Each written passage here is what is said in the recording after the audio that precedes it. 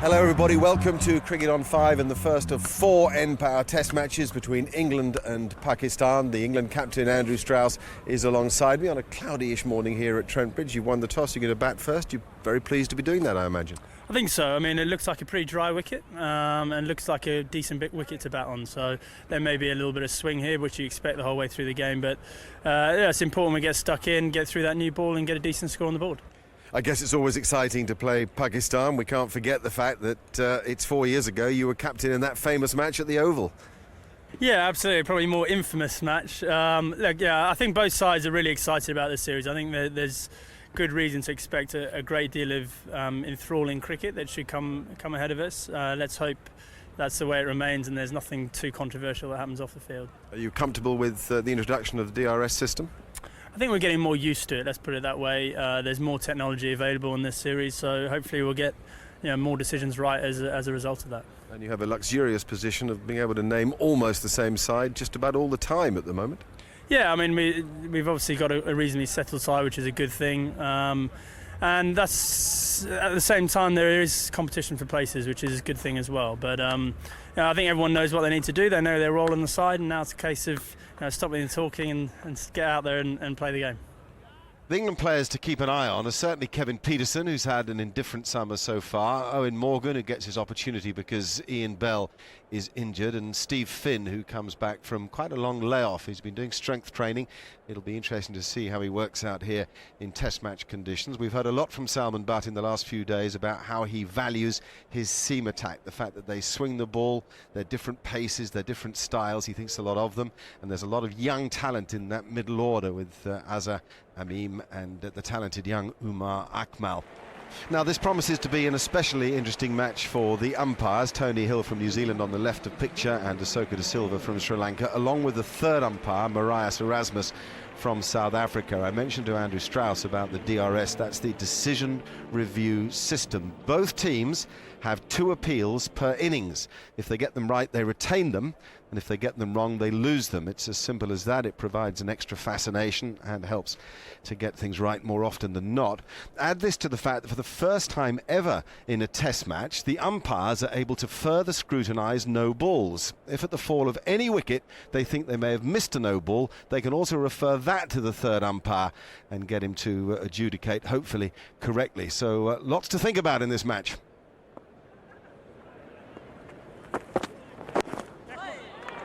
That's lovely timing, so much so that it will run away for the match's first boundary. Lovely start from Andrew Strauss. There will be butterflies in his stomach. Back into test match cricket after so many one-day internationals and playing against a most dangerous opponent who have showed in that win up at Leeds against Australia that they have something about them under Salman Butt. Has it swung too much? It has swung too much. Remember that the DRS is in place. Pakistan choose not to use it. Yes, this ball swings far too much and is going to miss leg stump. He's a very gentle medium pacer. He depends on swing and cut off the pitch. There's no pace about Asif, so he has to get the ball perfectly in the correct areas. Now, it's pitched on, but you can see by the time it's hit him on the knee roll, you can see the ball missing the stumps.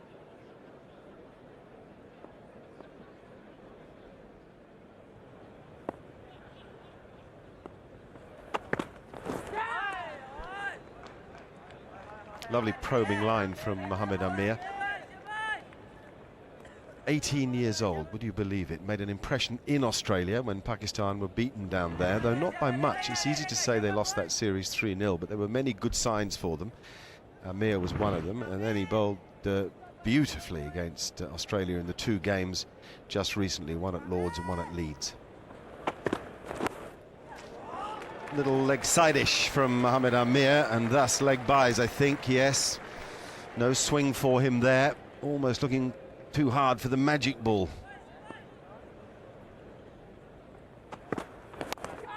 That, however, does swing, Geoffrey. Yes, but he hasn't pitched many balls up, hasn't Amir?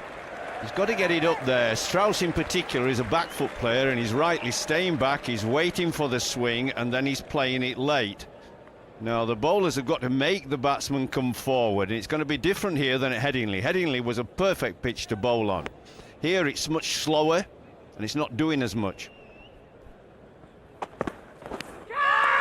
Oh no! Cameron Akmal has dropped a sitter. He's looking to get forward, you see. He's getting that in-between length, and that's where you've got to catch him. Well, that's a cuckoo he's dropped, isn't it? You can't drop those at Test cricket. There's been much to tantalise us already today, and for the first time you can watch us in glorious high definition. You can do so on Sky Channel 171 or Virgin Media Channel 150, and that's the first time ever. Cricket on 5 in HD.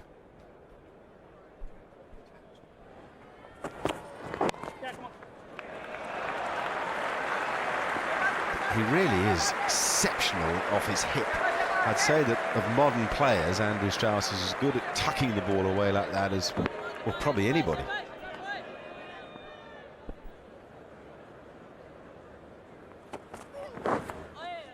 Whoa!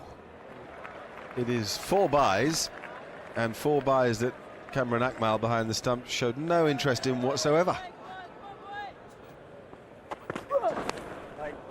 That is wild, and gives no chance to Cameron Akmal. He is having a morning to forget, that man. 5 wide signalled. I think there's a little frustration from the Pakistanis as well. So you can't stop that. You know, they're in the 9th over and 42 for none, and that's the frustration. They've just come from Headingley, where they've got wickets galore against the Australians. And they're not finding it quite so easy on this slow pitch. Andrew Strauss and I touched on the infamous match at the Oval 4 years ago. Just to remind you, late on the scheduled 4th day, the game was plunged into crisis. The Pakistan team were outraged at being punished for ball tampering. The punishment came in the form of a 5-run penalty and a change of ball. They felt that it was a public humiliation, and they refused to take the field after tea. The umpires therefore decided that they had forfeited the match. This was the first instance of such a thing in 129 years of Test match cricket. The fallout was immense. Darrell Hare was effectively hounded from the game. It was an unsavoury incident, and I guess we all hope we won't see the like again. Nicely done. Very good cricket. Mohammed Amir pitching on the perfect length, committing Cook to the stroke, and it's Imran Farhad who does the rest at first slip. Well, Mark's right, you couldn't see a better delivery than this. If you watch the line, the length, look at it, it just goes away, it catches him in no man's land, the batsman Cook, his feet, he's not really going forward, not going back. No criticism there, it's just a high quality delivery. And they've deserved a wicket, even though the frustration was beginning to show. Cook's gone for 8, 42 for 1. Jonathan Trott comes in at number 3 to face the in-swing of Mohammed Amir. Oh, and a good delivery to start with. He probably just got an inside edge on that, but perfect length and a really probing line as well.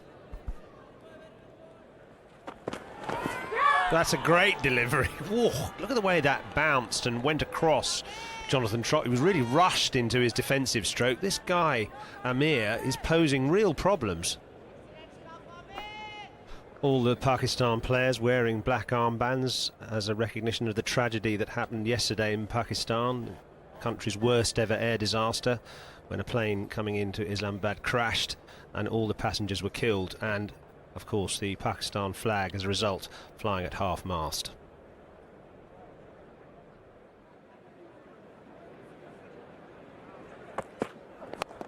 That's 4 runs to Strauss. That's a magnificent shot. Umar Gul just struggling to find the right length or line, having replaced Mohammed Asif. And Strauss just looking positive and getting the 50 up for England.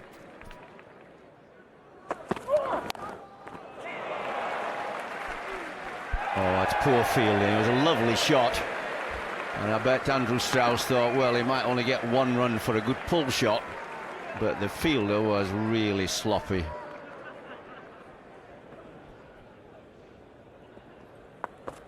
Oh, well bowled. Danish Canaria, the new bowler. Bit of turn there straight away. A bit.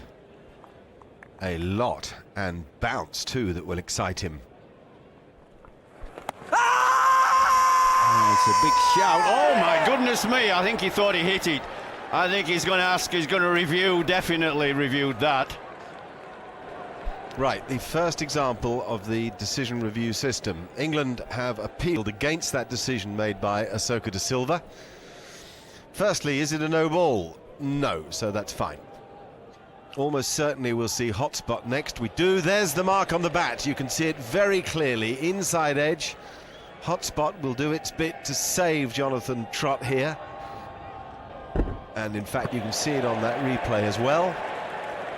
It is on the big screen. The crowd are responding. They've seen the inside edge. Jonathan Trott's appeal will be upheld.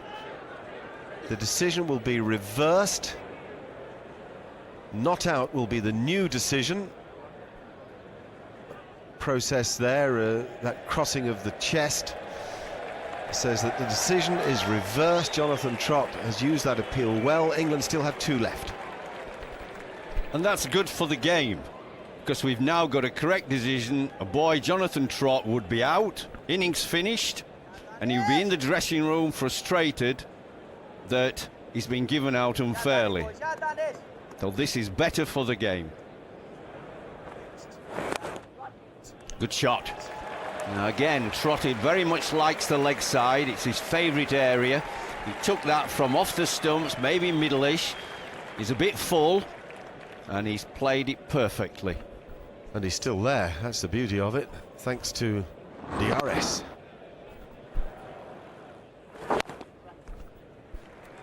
Well, that single brings up the 50 partnership between Jonathan Trott and Andrew Strauss. Pakistan haven't put too much pressure on. The run rate's good.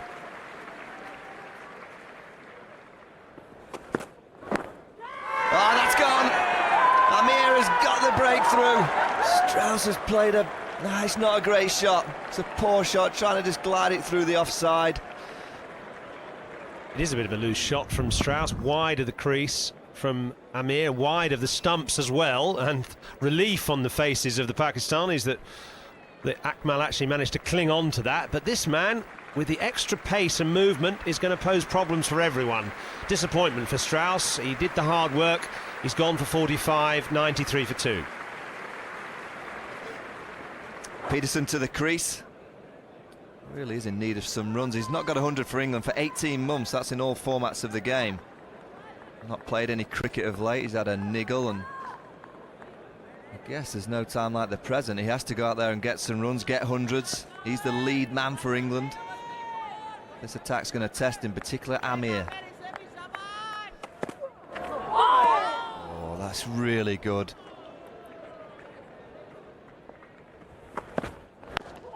Well bowled. It's nice to play from Jonathan Trott, but I like Mohamed Ali is thinking, and he's come around the wicket. He's trying to change the angle. He's trying thing that brings the 100 up for England. Oh, it's come back sharply. It's a big shout. It's a bit high maybe, or missing leg stump.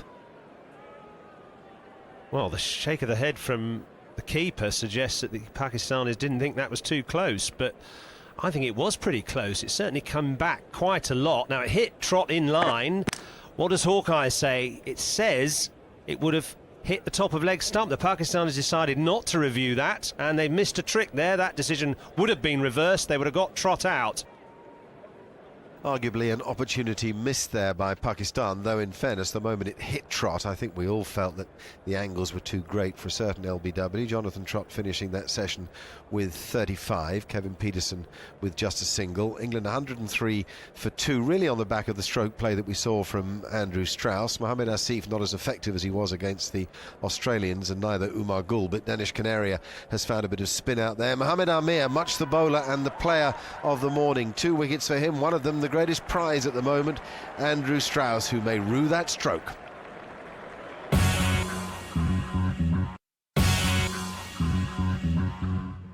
Welcome back once more to Trent Bridge. England took the morning honours. Jonathan Trott unbeaten with 35. Kevin Peterson's just got out there, has a single to his name. 27 overs bowled in that session. The ball swung around enough to interest the Pakistan bowlers, but England 103 for 2. Lovely. Extra nip there from Mohamed Asif, who delivers the ball, well, just above what one might call medium pace. He's sort of medium to fast medium, but gets plenty of zip off the surface. Well, no, says Ahsoka da Silva. Mohamed Asif doesn't like it at all. I wonder if this is one to be reviewed. In fact, it looks as if Asif reckons it is. Here comes Salman Butt. They reckon they've got 15 seconds to make a decision. Yes, I want it reviewed, says the captain of Pakistan. Firstly, is it a legitimate delivery? Yes, it is. No problem there. I guess the next thing we'll look at is whether or not Peterson has hit the ball, and no, I don't think so, though watching that replay, Peterson needs to be worried here. He did get a long way down the pitch, a little shuffle and then a big stride. Where it pitches is irrelevant in this instance. Impact is crucial. Has it hit him between wicket and wicket? Yes, it has. Although he's more than 2.5 metres down the pitch, that's irrelevant here. The key is that the umpire's call will remain because of where the ball is clipping the top of the stumps. It's only just brushing the bails. So there is doubt, an element of doubt. And that will go, as it always has done in the game of cricket, with the batsman. We wait for a signal from Ahsoka. And there it is. The original decision stands. Peterson survives. Pakistan lose one of their appeals. They only have one left. Good stroke. Very fast hands from Peterson. The first time we've seen any illustration of the Peterson we know very well. Got him! Beautiful bowling from Mohamed Asif. At least that's what Pakistan think, but Ahsoka da Silva doesn't. So in just a short space of time, almost certainly here, Pakistan will ask for their second appeal. Yep, they better be right, otherwise they've used them both up. Well, it isn't a no ball, so that's fine as far as Pakistan are concerned. Let's have a look at hotspot. Well, there's nothing on a hotspot. Now, if it passed the inside edge, of course, we wouldn't see anything on a hotspot from that angle. But if it's past the outside edge, hotspot is telling us that he did not hit it. Which edge did it pass? It passed the outside edge and misses the outside edge. In fact, the bat seems to clip the pad there. And that will have been the noise that has confused Pakistan, I think. Yep. Bat clips pad. Yep, there it is. The decision will not be overturned. Well done, the umpire, Ahsoka da Silva. He's got two right in the space of 15 balls. This is not good for Pakistan. They've lost both their appeals.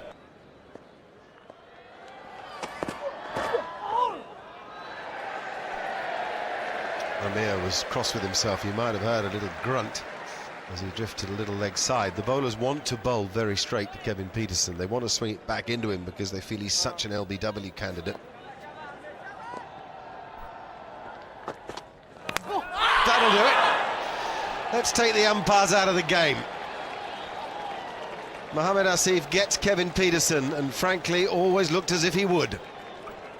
Peterson generally has looked very uncertain and tentative, particularly against Mohamed Asif, searching for the ball, pushing at it, reaching for it and there leaving a big gap between bat and pad. A beautiful delivery, perfect length from Asif, drawing Peterson forward and just winkling its way through between bat and pad. Disappointing for Peterson.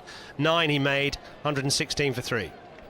Kevin Peterson arrived at this match under a bit of a cloud. He hadn't batted in any game for nearly 4 weeks, since the 3rd of July when he played for England against Australia at Lord's and injured his thigh. So he missed the one-day series against Bangladesh, and then when he offered to play for Hampshire in a one-day game last Sunday, the offer was rejected. So the preparation for Peterson has been far from ideal.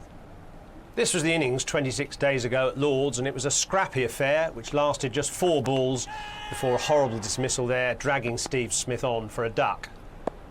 Now here we are today, and you can see Peterson's lack of match practice in this early defensive shot. Very tentative, very cautious shot, not getting his feet to the pitch, poking at the ball. Here trying to get the ball away, but just not able to really impose himself on the bowlers as he does when he's really in form. Getting in a real tangle against the spin of Shoaib Malik and falling over at the crease. A very ungainly Peterson here, and generally just not able to get the rhythm in his footwork or his bat work that he's used to, playing away from his body there and then trying to work one off the stumps through mid-wicket, completely mistiming the shot. not given LBW, way down the pitch, trying to get at the ball, almost in desperation, trying to get his innings going. Tentative defensive shot there, but in fact he clipped his pad with his bat. And then here, no transfer of weight, trying to get rid of that half volley through the offside. And finally leaving a big gap between bat and pad, which allowed Asif to wriggle the ball through and clean bowled him for a very unconvincing 9. Evidence then of a scrambled mind from Peterson. He desperately needs some time in the middle. So disappointment for Peterson, and England now 116 for 3 with the innings back in the balance. So some rebuilding work to be done by Jonathan Trott, who's now been joined by Paul Collingwood. Collingwood on strike. And away. In a very typical Collingwood fashion.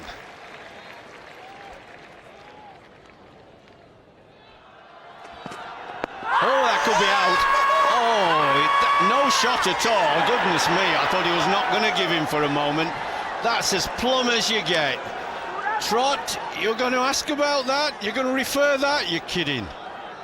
Well, this is where the non-striker comes very important. He's asking Paul Collingwood, and now they're reviewing it. Well, this looked out, didn't it? There's the telling us it's a proper delivery. It pitches on. That's out, surely. It's out. He's looking, is there any doubt there? He says it's hitting top of the stumps. Well, the important thing is it's hitting the stumps, so the original decision stands. Well, there you go, the umpire's decision stays. Jonathan Trott has to go. Fantastic bowling by Mohammed Amir. England lose a review, they go down to 1. Trott goes for 38. England in a little bit of trouble at 118 for 4.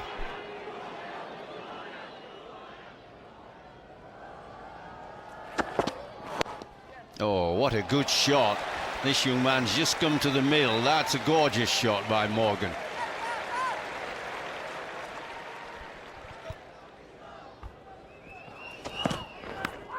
Oh, does he nick that and did it carry? That didn't look to carry to me.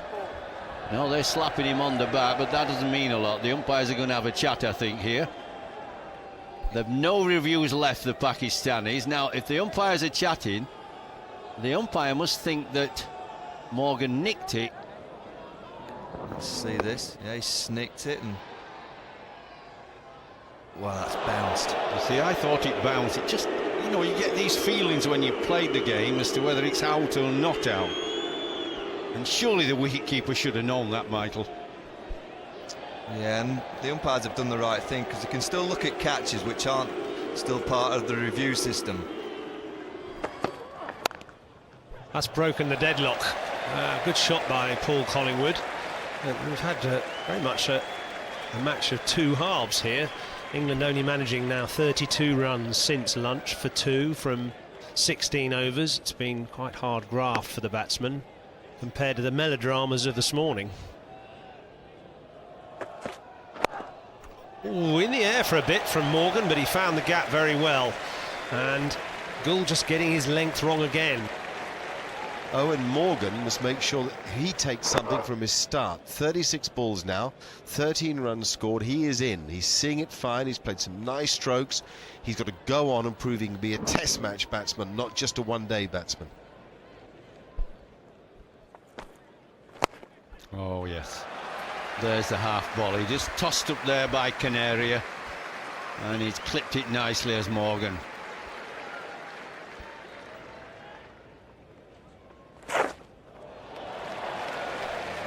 Little definite touch from Morgan. It's a fine sweep. A lot of pace on the ball from Shoaib Malik, so it's quite an easy shot. No 45-man field in there, so it's almost a free hit if you play it well, and he does. Well, there's another full toss, and that brings up the 50 partnership between this pair. Had to work hard for it, but the last 20 minutes it's been very easy for them.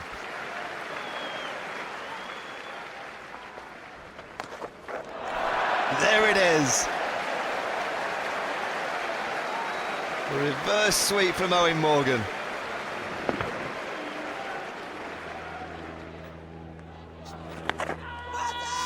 Big shout. Let's have a look. Pitches in line. Has it come back enough? It looks like it's just in. Oh, it's out. No reviews left for Pakistan, so Owen Morgan's got away with that.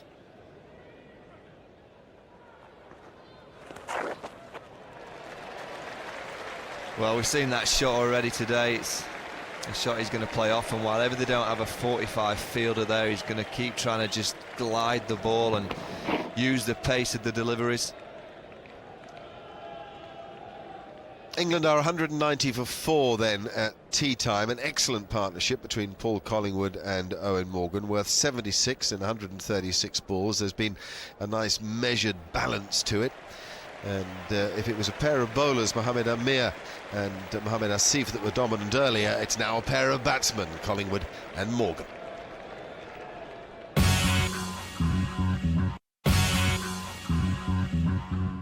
Welcome back once more to Trent Bridge as Owen Morgan and Paul Collingwood make their way to the middle with England 190 for 4.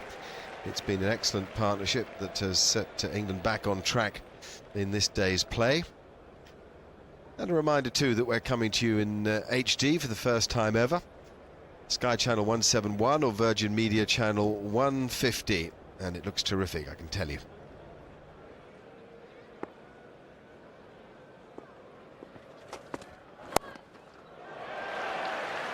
Good stroke, very quickly into position. I think Collingwood's excellent today off the back foot.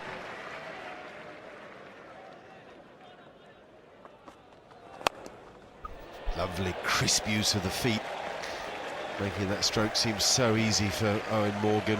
We've seen in one-day cricket that he deals with spins so comfortably.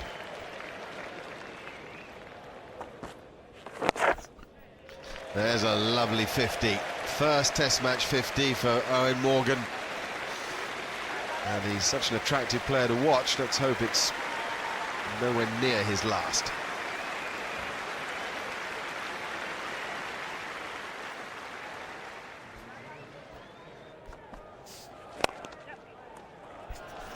And more good placement. Really is a delightful innings from Owen Morgan.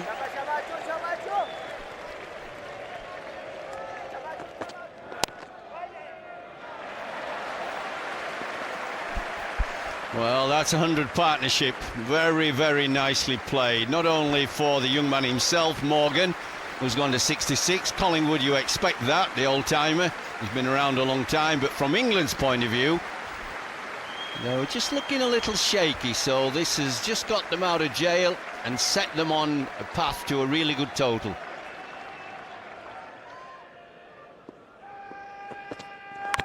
Oh, a lucky lad, lucky lad. A teaser was that from Asif, well bowled. He bowled it up, floated it up a little wide.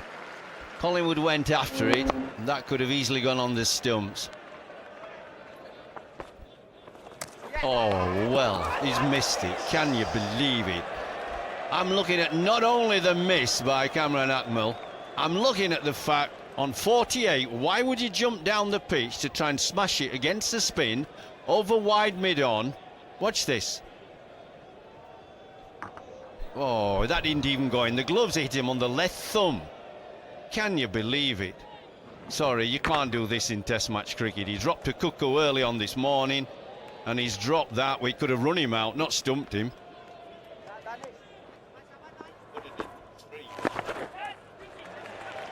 Well, and that should be Collingwood's 50. So instead of being walking back to the dressing room, he's got a little nudge here for 3.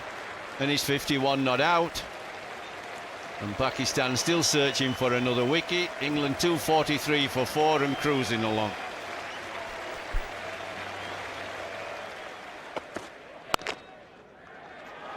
Oh, gorgeous shot. See how he just leant on that? That's Morgan's style. Doesn't have to hit it hard. It's just a free, easy flow, a touch sort of shot.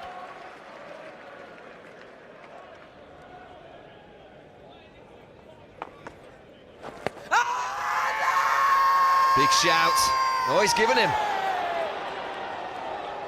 See what Owen Morgan, they've got one review left. He goes down and have a word with Paul Collingwood, his partner. What's Collingwood going to say? Is he going to give an indication? They've only got 15 seconds to There you go, they're going to review it. Let's have a look. Pitched outside, he's playing the shot. Has it hit him in line? Oh, it's missing. Not out.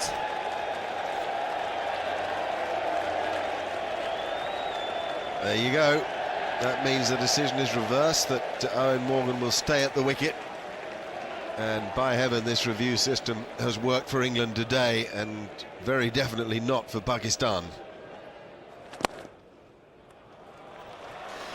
Yeah, great shot. How often does it happen too? Straight after a review or some point in the game where a bowler is denied, the next ball is struck for 4 by the batsman.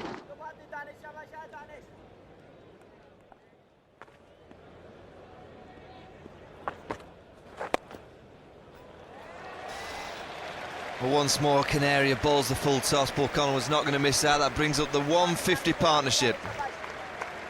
And adds even more pain to Danish Canaria. This is his 18th over. He's none for 84. He should have had Collingwood stumped. And now Collingwood's just punching him to the boundary with almost remorseless glee. There's the young Pakistani captain, Salman Butt. First game at Headingley went according to plan. He won that one. A little bit trickier here. He's probably been a little bit let down by a couple of his senior bowlers. You know, his wicket keeper's dropped a chance and a missed stumping.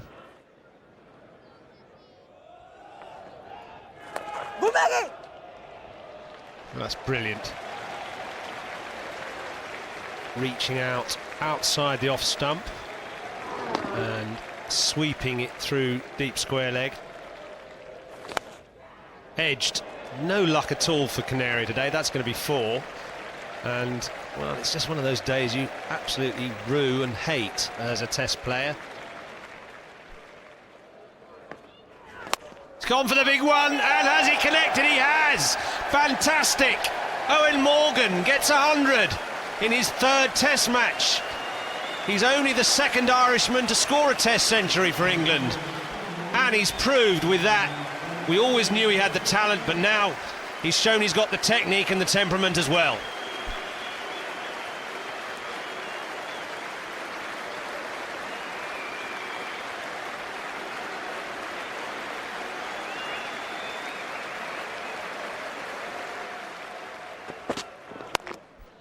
Oh, gorgeous.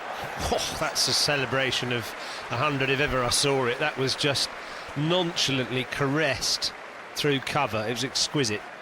Well, that exquisite shot brought the 300 up. He just leans on the ball. And that's what you like about it. It's the placement. England 302 for 4, and Pakistan are now taking the new ball.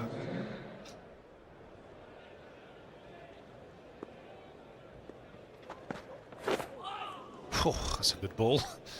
This Mohammed Amir has got the new cherry in his hand, and yet again making it talk. Well, that's 4. That was always going to be 4 from the moment Asif let that go a little bit too full and a little bit too wide, and it had a boundary written all over it.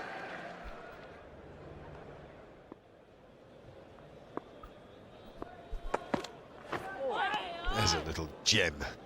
A new ball working for Umar Gul, though perhaps not as often as the captain Salman Butt would like. We've seen a couple nip past the outside edge, but still relative comfort for this batting pair.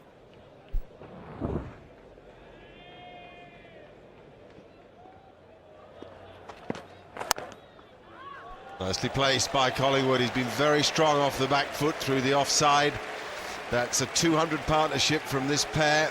It's also a record for the 5th wicket against Pakistan here at Trent Bridge. Beating a famous pair too, I might add, Dennis Compton and Trevor Bailey. A splendid effort, much enjoyed by this crowd here at Trent Bridge today.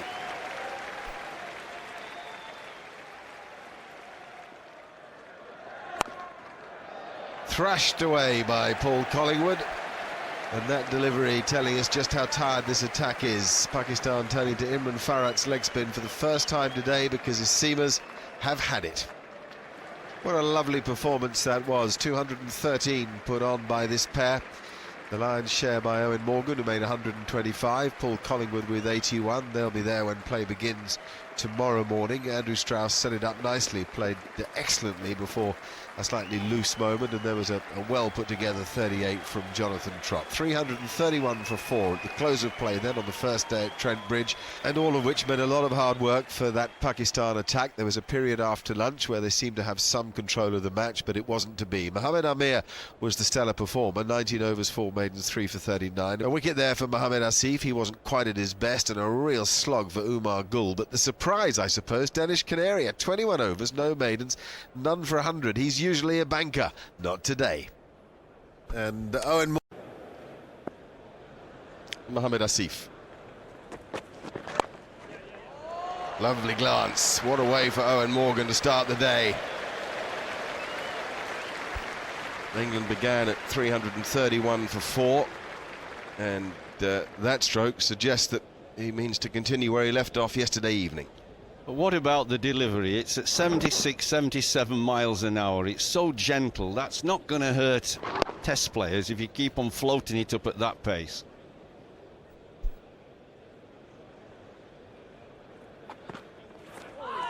Beautifully bowled. That's what Pakistan have to concentrate on. Not just that length, which catches the man uncertain whether to be forward or back, but that line. Make him play at the ball a fraction outside off stump. Oh, dropped it. Couldn't have been easier. Not unlike the one that Imran Farhat took yesterday to get rid of Alistair Cook. But this is disastrous when you think of the way Cameron Akmal kept wicket yesterday, and now they follow it up, the Pakistan team, with that drop at slip today. Oh dear. Here comes the captain, Salman Butt. Well, this lad bowls his heart out, and this is a gentle catch, and then they start laughing and smiling after the drop. Now there's 3 mistakes have made. That means they've got to get 13 of England out. It's very difficult. If you got to get more than 10 people out on a pretty good pitch, then you're going to struggle to win the match. And it's not funny. Oh, hello, there's a bit of adventure from Collingwood. Tells you that he doesn't think he's too threatened by Mohamed Asif's pace. That's a very good shout for LBW, very good. And it's out, LBW. Now, Paul Collingwood does have the chance to review this decision via the third umpire. He'll go and talk to Owen Morgan. They've got a few seconds between them to make this decision. What will Owen Morgan tell him? Did he get outside the line of off stump? That's the question. England have 1 remaining in this innings. Will they use it here? There's a time of about 15 seconds to make that decision, which Collingwood has made. The decision is now referred to the third umpire. This will be tight. First, is it a no ball? No, it's fine. Legit delivery.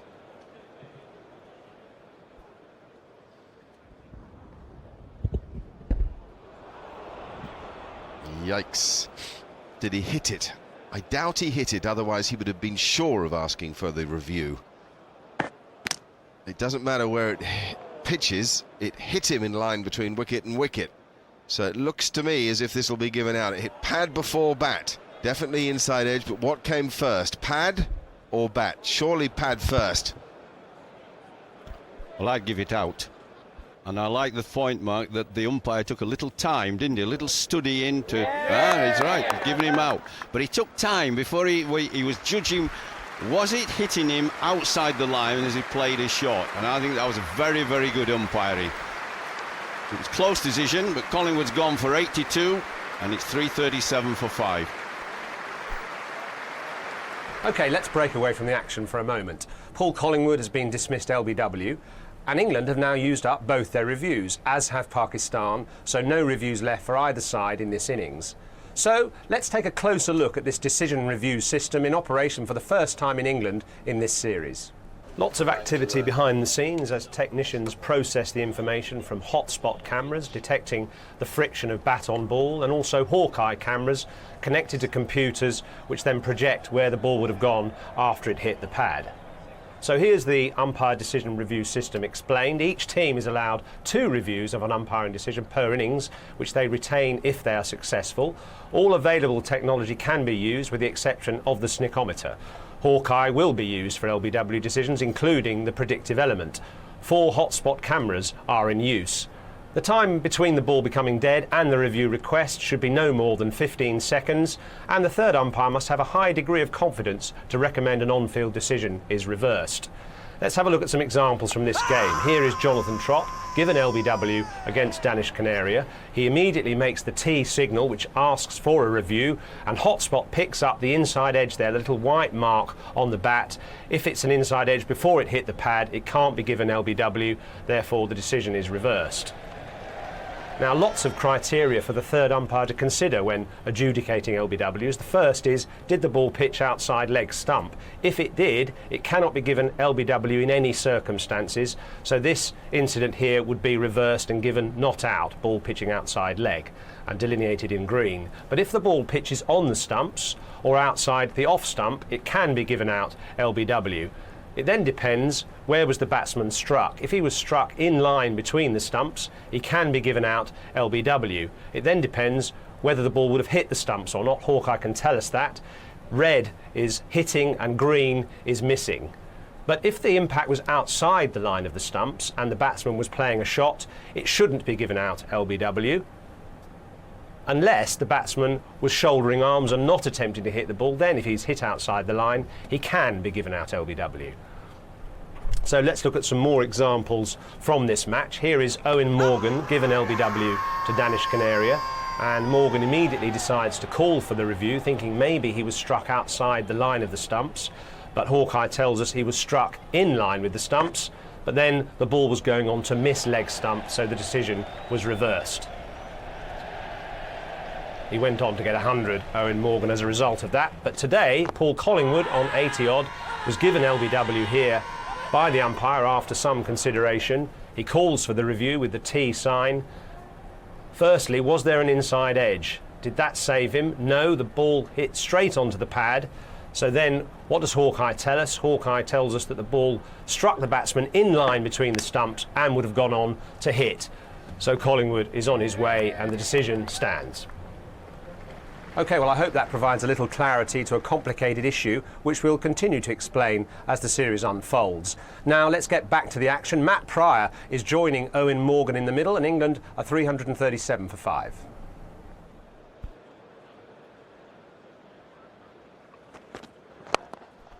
That's a way to get going. Bit of a gift ball to Matt Pryor, but he latched onto it nicely.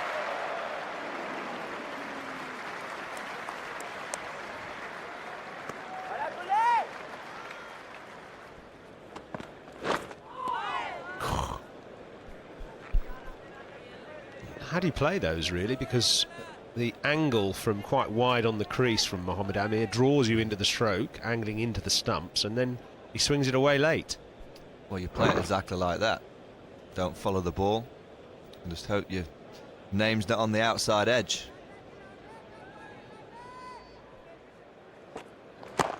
That's a good delivery. That's come back quite a bit and given out LBW. Morgan's fantastic innings has come to an end with a beautiful in-swinging delivery from Mohamed Asif. Yeah, this is terrific bowling by Asif. I'm sure it pitched in line, I'm sure it hit in line. I'm just questioning the height. Is it going over the stumps? Let's have a look.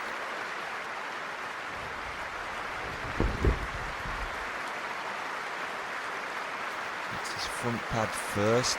No, I think that's close, it's gone. Good decision from the umpire. Terrific innings from Owen Morgan. He goes for 130, England 344 for 6. Slightly more aggressive field for the new batsman Graham Swann on his first appearance at Trent Bridge, his adopted home ground. Oh, that's close again. No, says Tony Hill. Maybe Swann just got outside the line. He was playing a shot, so the umpire perhaps gave him the benefit of the doubt. Yeah, it's good bowling from Asif. Been swinging the ball away. This one nips back. As Graham Swann got outside the line of the off stump. Let's have a look. Oh, it's a tight one. He's clearly got his leg down the wicket over the 2.5 metre line. I think there's enough doubt for the umpire to give it not out, and that's why he did that. Yep. Swan's off the mark, and he'll get at least 2 for that.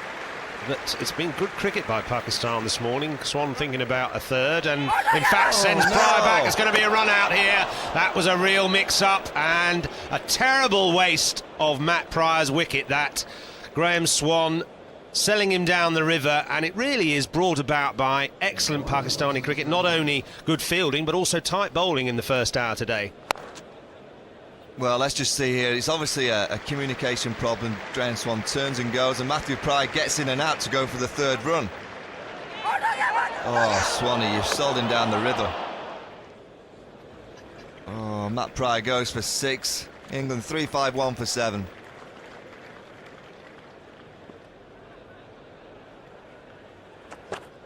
Oh, that could be out. That could be out.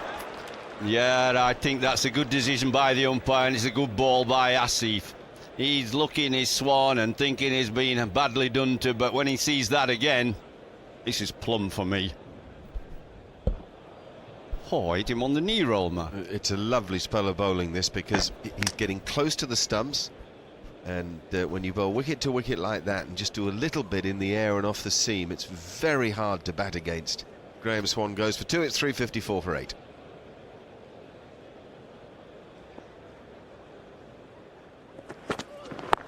Oh, that's out.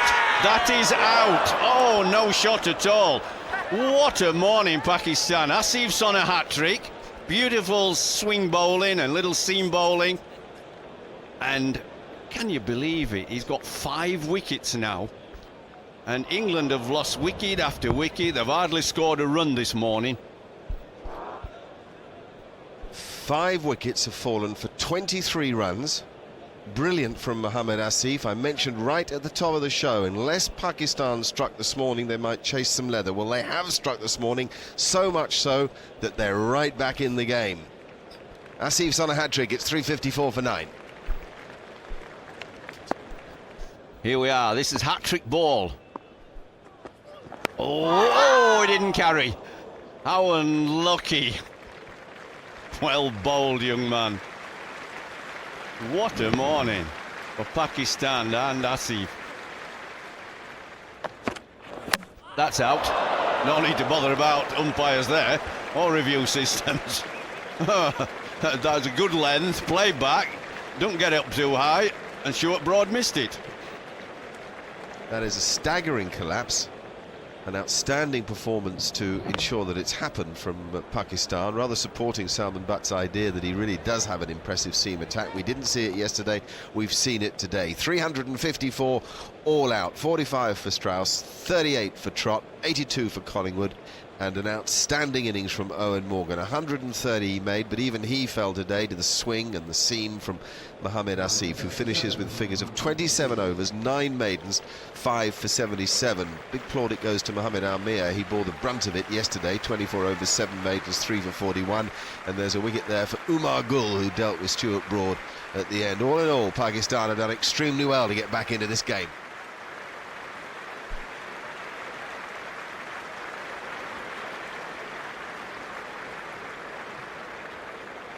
And this is why Mohammad Asif had such a big smile on his face. He barely took anything out of himself. Paul Collingwood was out at 11:24 when the score was 337. Stuart Broad at 12:16, less than an hour later, 354. So those 6 wickets fell for just 17, would you believe it? What an effort by Pakistan.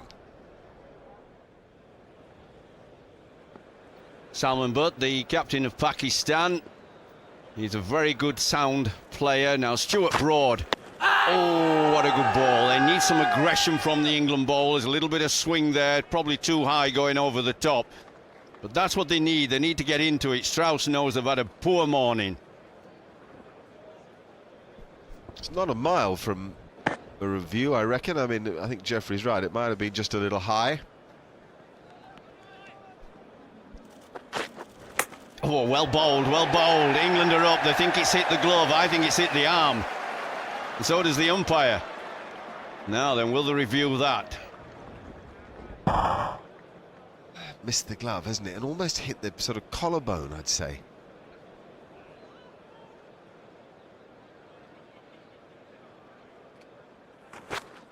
Oh, I like that. Now that will please England.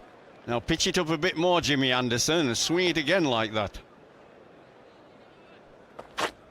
Oh, well bowled. Another one. Good bowling by England. 20 balls now, and Pakistan haven't got off the mark. Oh, well bowled. He's got him. Beautiful bowling from Jimmy Anderson. Salman, but the captain go, that is a beauty. Anderson set him up with 2 in-swingers, and then the one going across him like that, beautifully concealed, but a real sticker. A man who batted very well against Australia in the recent Test series here has gone just for a single. 5 for 1, Pakistan. It's difficult to pick up the edge with the naked eye, but there's Snicko just confirming the little feather on Salman Butt's bat. Pakistan 16 for 1 then in reply to England's 354, still an advantage of 338, and it seems as if the conditions are good for bowlers. Great joy at that wicket prior to lunch, especially as it's the captain, Salman Butt.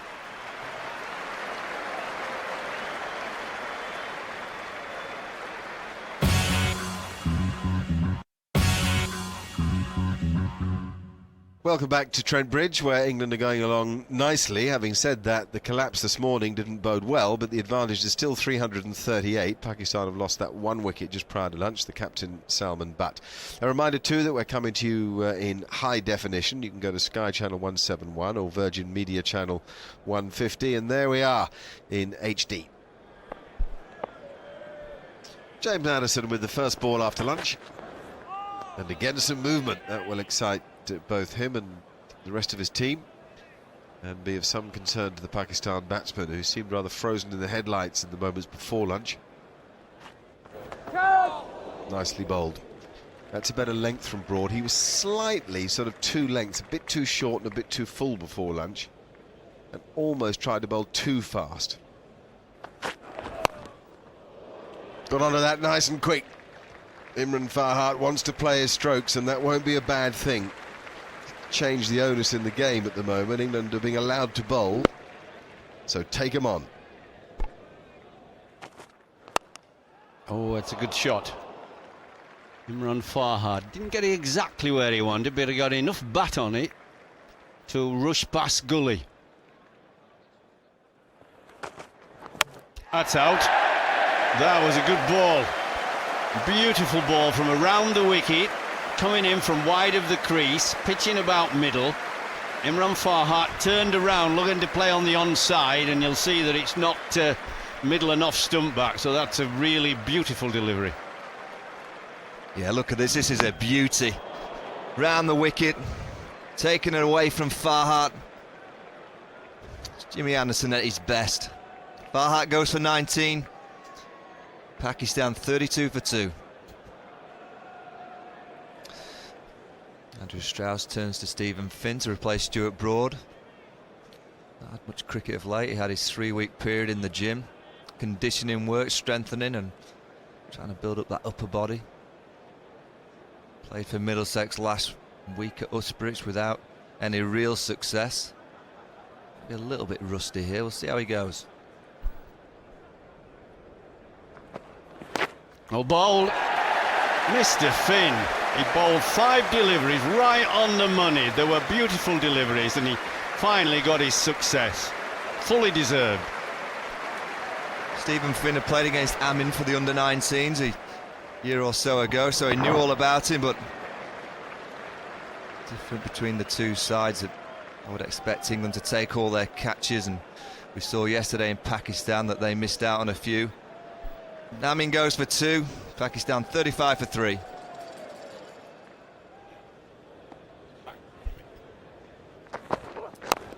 Bowled, good Yorker. Yep. Keep the pressure on England. You've got them reeling at 41 for 3. This is what Pakistan had against England. They bowled very well early on, and then the spinners let them off the hook. Collingwood and Morgan got away, so Finn, Anderson, Broad, just keep the pressure and don't give them any runs. No easy balls to hit. Oh, another cracker. Is that out? I'm not sure he touched that. Oh, yes. The umpire's giving him. Is he going to review that? I think they have a little chat here. Did he really touch it, or it was a beautiful delivery, or did it nick his thigh? I'm not sure. Well, this is interesting. He's asking his partner. There's only one person who actually knows whether he's hit them. That's Hazard. Yeah, he's going off. I don't know why he has to ask his partner at the other end. Fantastic delivery from Jimmy Anderson. I think he's just brushed his glove. There's no review taken from Pakistan. This is good from the non-striker, though, to tell his partner, look, you're out. Don't waste a review on it. That's how you've got to work as a team, in unison together. You just haven't got to be kind to your partner and waste the review if you think he's out. England very much on top now. Another wicket. Hazard out for 14. He spent 48 balls in the middle. You see what the pressure's like. And the 41 for 4, Pakistan. Now let's have a look at hot spot. There's no mark there on the bat. So he's gone, remember, for a catch behind, not for LBW. And there's no mark at all. Now then, let's have a look. I said I thought it maybe hit his thigh. Watch the ball here. Misses the bat. Oh, you clown. That's hit the thigh. But Jeffrey, what is he doing? I mean, he's not hit it. It's his bat leg. You know yourself when you haven't hit the ball. Why doesn't he use one of the reviews? Out. Simple as that. Beautifully bowled, Stephen Finn. This is what happens when you have a rest and conditioning. Well, then you better do it more often, because he's bowled beautifully. And that's a lovely delivery with a bit of bounce. We've got 68 runs today scored, and that's the 11th wickets that's gone down. Well, that's just good seam bowling. Hitting the pitch hard, a little bit of wobble seam. Straightforward catch for Swan. He's not going to drop those. England are on fire. Hitting the straps. The pitch is doing plenty. Bowling with good pace. Umar Akmal goes for 4. Pakistan 45 for 5. Well, one Akmal replaced by another. Cameron, now the batsman. Can he make up for all those errors with the ball? Oh, good delivery, first ball from Finn as well. That was rapid. Edged, and another one goes down. It's Collingwood this time that takes the catch at third slip. Cameron Akmal just lasted 2 balls, and the swing fiesta continues for the England bowlers. You know what? I think that was pace. I reckon that's a quick ball. Finn's got an excellent rhythm going. And I just think Cameron Akmal is hurried. A super catch, sharp catch down by Orr, sort of shin height for Collingwood. But this is very impressive cricket from England. Nothing for Cameron Akmal. The misery continues for Pakistan. 47 for 6 now.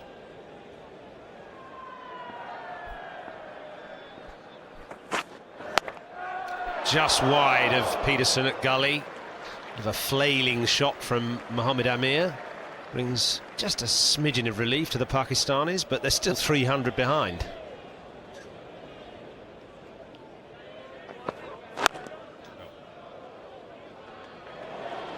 Well, that's going to be 4.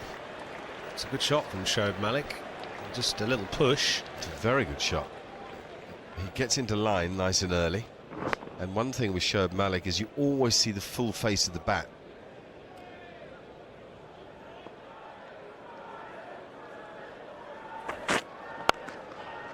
Beautiful shot. You'd have to say that's the shot of the day. It's a full ball from Broad. It's there to be hit, but he hadn't tried to hit it too hard. Just timed the ball. Well, Shoaib Malik's an experienced player. He's been forced on the back foot under pressure. Then when he gets one pitched up, he gets his foot out, transfers his weight, and it's as good a cover drive as you'll see anywhere.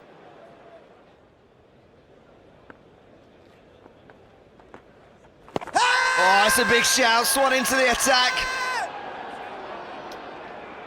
Here we go. Graham Swan to Andrew Strauss. Should they review it? 15 seconds. In that front pad, it's got to be close. Matthew Pryor has to give him an indication of what he feels.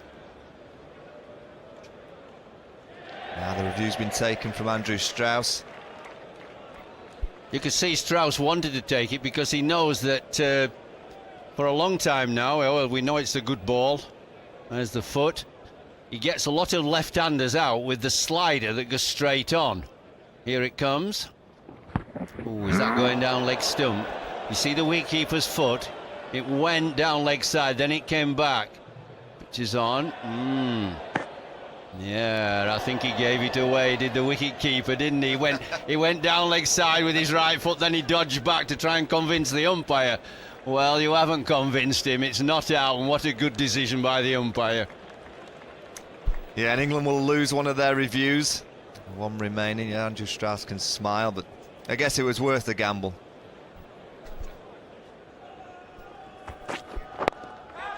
Oh!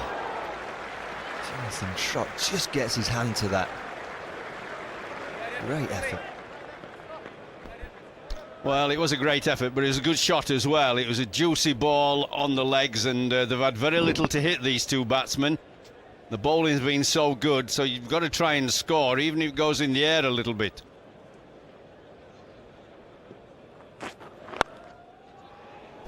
Ah, streaky. Bit of swing. I've seen him play one good cover drive. Still the same result.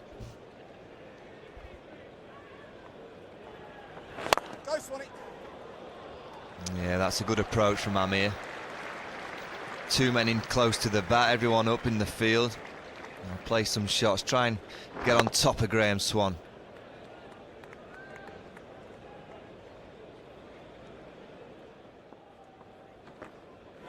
Catch him, catch him! Good shot. That's what I mean. Put back to ball. Not expected to play like a batsman, always hit it on the floor. If you can get the middle of the bat to the ball, give it some clout. What an extraordinary session of Test match cricket that was. Every bit as thrilling as the one this morning. 90 for 6 at tea time. Shoaib Malik has 26. Mohammad Amir has 22. They've played extremely well, but boy did they need to. The England seamers were very good. Anderson, the best of them, 3 for 21. But how impressive was Steve Finn? 7 overs, 2 maidens, 3 for 12 after a layup. England have got something there.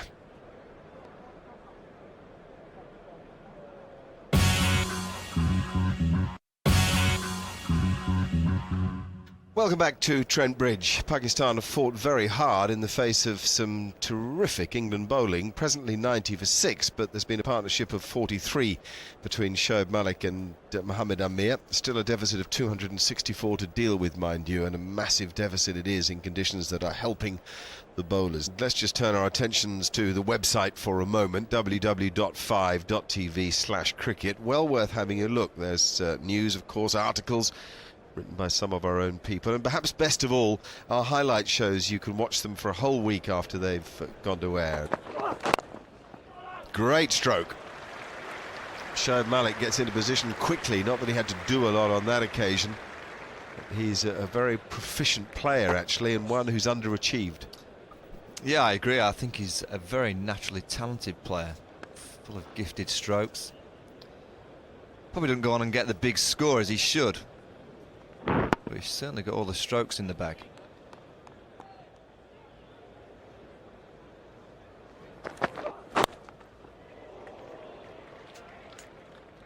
Well fielded. Stuart Broad's a big man. He got down very nicely there. The batsmen do come back for a couple, mind you, which means a 50 partnership from this pair. It's a splendid performance. They've played with a lot of courage and, best of all, a good method, giving a lesson to their elders and supposedly betters. Oh, I say that's a great effort. A failed effort, I'm afraid. Terrific athleticism. I'll tell you what, Mark, I think they're questioning whether he's caught it. He doesn't know. No, he's gone straight down onto the ground. It's a brilliant effort from Graham Swan. He's taken it with his fingers down. I think it's bounced on the ground there and then flicked up.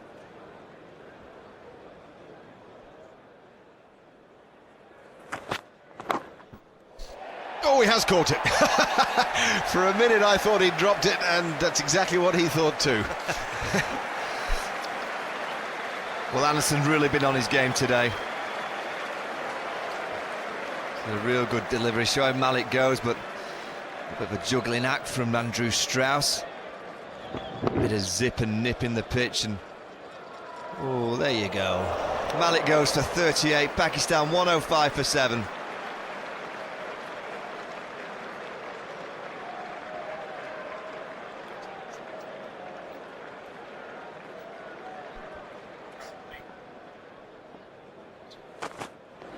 Out. Well bowled, Jimmy Anderson. 5 wickets on birthday. The birthday boy has struck. 5 for 31 of superb swing and seam bowling. This is 9th 5 for England. And whatever Pakistan could do with their bowling today, England have done better. Graham Swan, a comfortable catch for him. He's been absolutely sharp in the slips. Well played though by Mohammad Amir. He hung around for 25, but Pakistan still 246 behind. A follow-on is possible.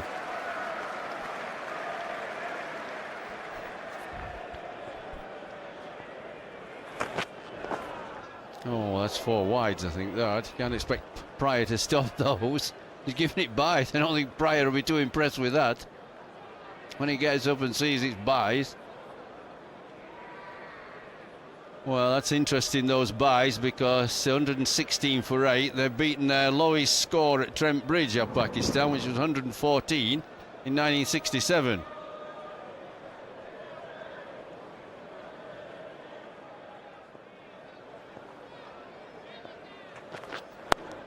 Oh, that's runs.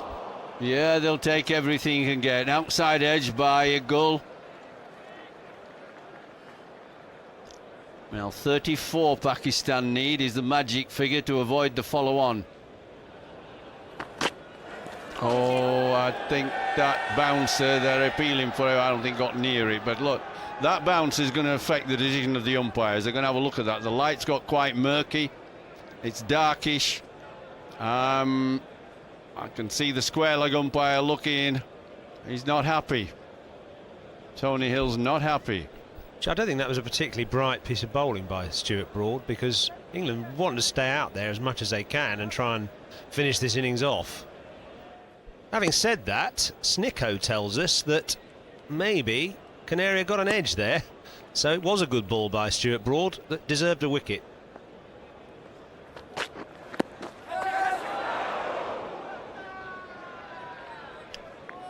It's difficult for tail-enders. It's difficult most times, but when you get a day like today with the ball seaming and swinging and batsmen have problems, you can see how difficult it then is for tail-enders. Oh, good shot. Really good shot. He pitched it up. That's right. Tail-enders put bat to ball. You can't play like batsmen on the floor. Just get some wood on the ball. Umar Gul there. Very sensible. That was a good authentic clip actually from Umar Gul, defying his status as a number 9. That's quite an arrogant pick up over square leg. Off the stumps too. Out. No, it's wide of third slip. That wasn't a chance. Collingwood's a good slipper and he couldn't really get to that. Yeah, they'll take him any way they can. 4 runs there again to go. Oh, gorgeous shot. Oh my goal. Any batsman would have been proud of that. Beautiful cover drive. Every run is priceless now for Pakistan. 20 needed to avoid the follow-on. Very important. They don't leave England to make the decision. Psychologically, they want to get those 20 runs.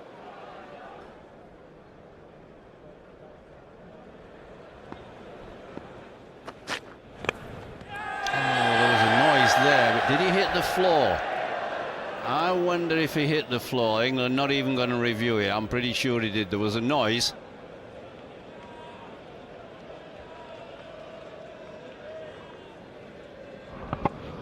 Yeah, big hit the floor.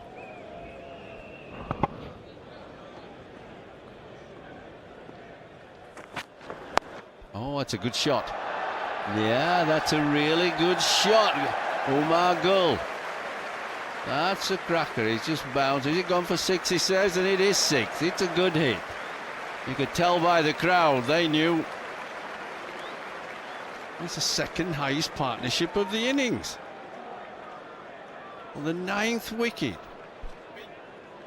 33 absolutely priceless runs with an excellent pull shot.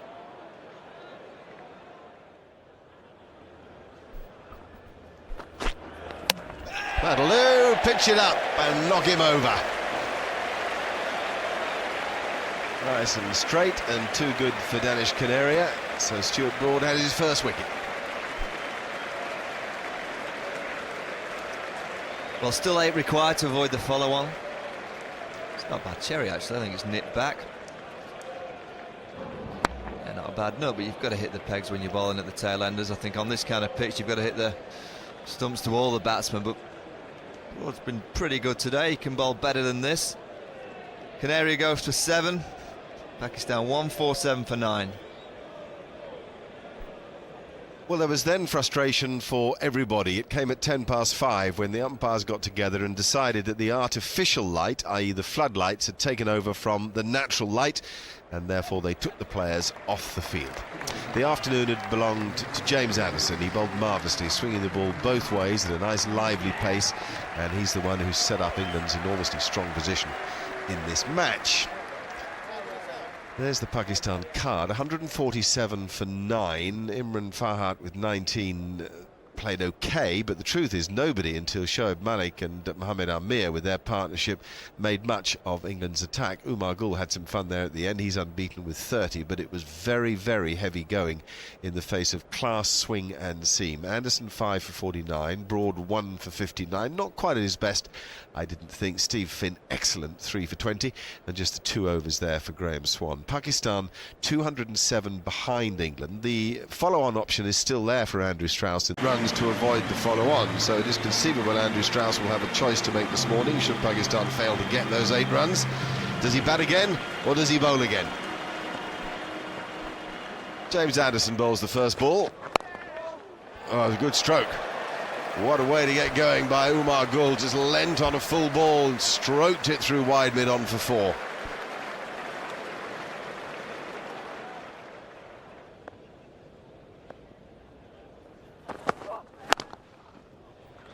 That could be that. Question answered.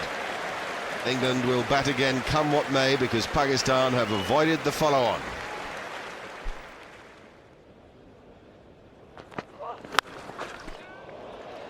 All the way. Phenomenal strike. Thrilling shot indeed, and that takes Umar Gul to his highest test score. That'll go for 4-2. 50 for Umar Gul. What a splendid innings.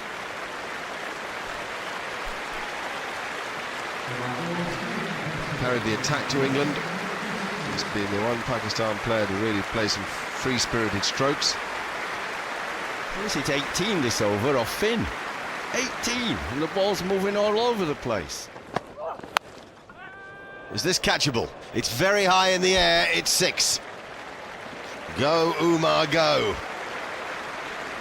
Have they not learnt that if the ball's short at him, he's going to hit it?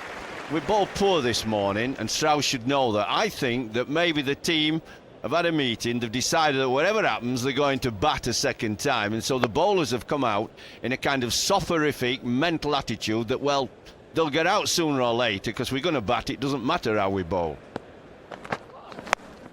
And that's a biggie. Go get him, boy.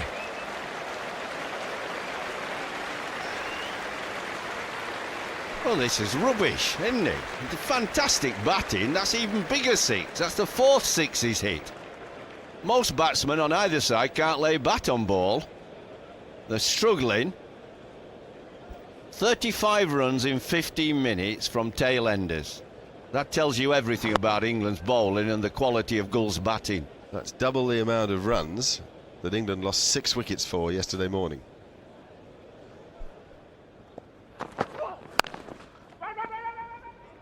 Oh, hit and you're out. It is out. So if you can't bowl them out, you've got to run them out. There's a nice moment when Owen Morgan paused, knew he had the opportunity and took it. Mohamed Asif is the man who's run out. Umar Gul finishes unbeaten with 65 of the most sparkling runs made from just 46 balls. Well, the way England bowled this morning, this is about the only way they're going to get them out. Look at that lovely piece of fielding. But tailenders do make a lot of mistakes running. They're not batsmen, but well played, Umar Gul. Super cricket for everybody this morning. That's an extremely good innings from Umar Gul, unbeaten with 65. Some support from Mohamed Amir, great credit to him when it was really difficult out there. And 38 from Shoaib Malik, who showed some good technique. 182 all out in the face of an England attack that was impressive yesterday and thoroughly unimpressive today. 5 for 54 for James Anderson, 22 overs and 7 maidens there. 1 for Stuart Broad.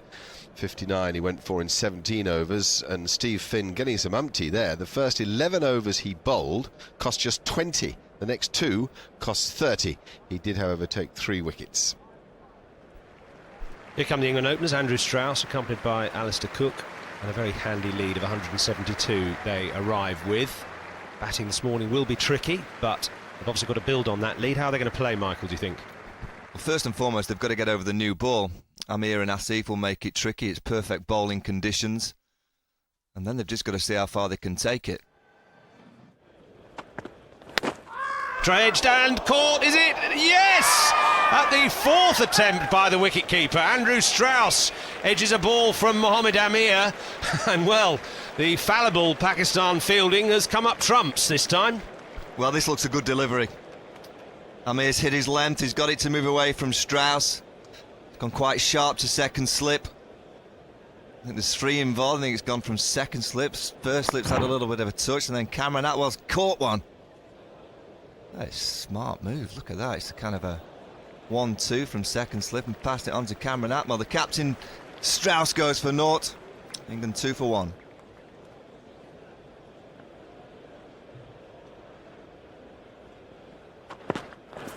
Bowled. That's the place to bowl to Cook. And even though he's got a remodel technique, left him groping.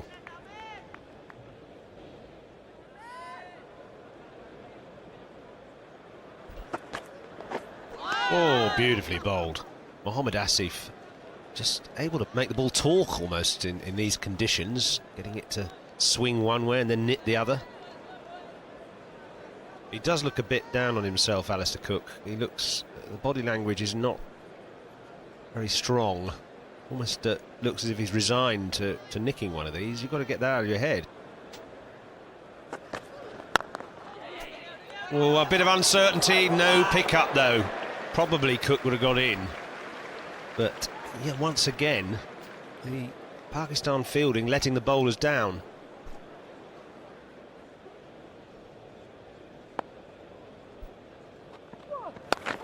Oh, well, Jonathan Trott just getting down on that one as it came into him from outside off and picks up a boundary off the inside edge. It looks exhausting batting in these conditions, fighting the moving ball, is it? Yeah, it's difficult, particularly for Alistair Cook, who's fighting his technique. They're asking for that. He's given him out, caught behind. Poor old Alistair Cook has been strangled. After all that hard work, he goes to a ball which was completely nondescript down the leg side, and Cameron Atwell's caught onto one. Well, caught onto 2 now. Well, cricket can be a cruel game when it's not going your way. This is what happens, a fine tickle down the leg side. I guess his head had gone over to the offside and he's vulnerable to that kind of dismissal, but you always think you're unlucky when that happens. Alistair Cook goes for 12, England 18 for 2. Well, as one England batsman leaves quite a bit out of form, in comes another. In a long time since he made runs, quite a few weeks now. Got out cheaply in the first innings, Kevin Peterson, so he's under just a little bit of pressure. Oh, that's a poor inside edge. He's lucky he's got away with it. Kevin Peterson just doesn't seem to be able to stay in and just play a few balls, just get his feet moving. This is almost as if he's on edge. He's desperate to get away and get on top of the bowlers before he's even lined them up. This whole period here is a salutary reminder to England that this game isn't done and dusted by any means. They've got a lead of 192, which is a huge advantage in the conditions. But imagine a sunny day tomorrow. Pakistan batting when conditions are easier. England would want to have 300, which means they've got to bat with due care and attention today. Oh, that's well left. Yeah, that's well left. He didn't really play at that. He took his bat away. But this could be really good cricket here if Asif bowls it off stump and makes Kevin Pietersen work for his runs. Bowled. He's feeling for it. His defensive technique is poor. Kevin Pietersen going after that, feeling, pushing. You can't do that. When the ball is swinging, you have to wait for the ball to come to you, not go pushing after it. The footwork's always worth watching with Kevin Pietersen. He has a shuffle across the stumps, which is his trigger movement. When he's out of form, he plants his front foot quite a long way down the pitch and very early. And playing around that is difficult. It means that you play with your hands almost exclusively rather than with your hands and your body and your head all in sync. Oh, that's brilliant. I mean, that's where you can't really prejudge Kevin Pietersen. That stroke's almost unbelievable. If you're out of touch, not that he ever thinks he is out of touch, but if you're out of touch, that stroke's hard to play, and that's his extraordinary skill right there. Oh, well bowled. He got him to play at a wide one there. That's too wide to be playing at. It's just the angle around the wicket. It drew him out. And that, of course, is the great problem with playing from that planted front foot. You just go after the ball rather than waiting for the ball, moving into line, and then you can judge whether you play it or leave it. Mind you, this is a fascinating sort of play within a play. That was interesting. After he played at that wide ball, he suddenly, as Amir came into ball, he moved further and further across his stumps to try and get into line. Love to see this again, because he's taking guard about 3 inches outside off stump there. And when I saw him do it, I thought it was because he's going to leave more balls alone. But I guess he sees it as an opportunity to play more balls. Yes. Oh, that's a corker. Yep. Just every now and again. I don't think the ball's done quite as much today for the Pakistani seam bowlers. And if England can just hang in there a little bit longer, this is Amir's 7th over. He'll not bowl much longer, maybe one more. Asif has bowled one less, but they can't keep bowling forever.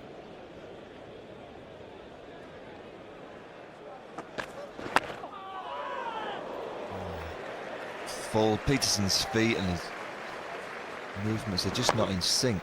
You just tell here that he's just not in any kind of rhythm.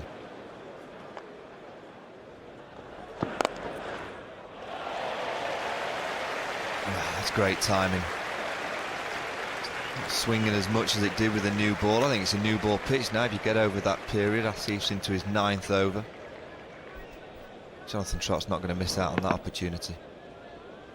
England reach lunch 49 for 2. Trott unbeaten with 18, as is Kevin Pietersen. That's an advantage of 221. They'll want an advantage of at least 100 more than that to be really secure. That's assuming that the swing bowling conditions stay on. Amazing, the man on the left, Trott, has looked so assured, and the man on the right, Pietersen, has looked all at sea, yet they both have 18. They've faced the same amount of balls and had the same strike rate.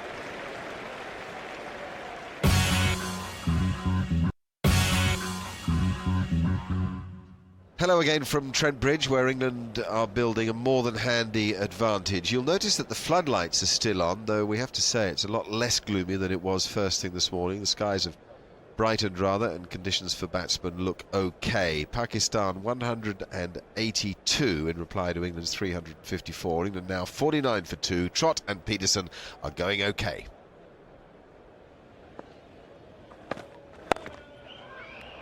Fabulous play. Straight after lunch, and the key to it is the speed with which Jonathan Trott gets into position. And from that position, he's able to pick his spot on the leg side. Oh, go and chase that, will you? That is Pietersen back to his best, his very best. Yeah, there was a calmness about that shot, whereas there's been a sort of frenetic urgency about it beforehand. This time he let the ball come to him and just put it away.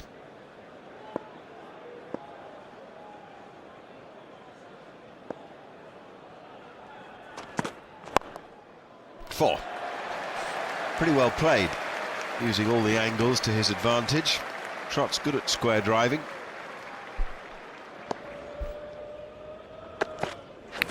Oh, and is that out? Peterson's walked.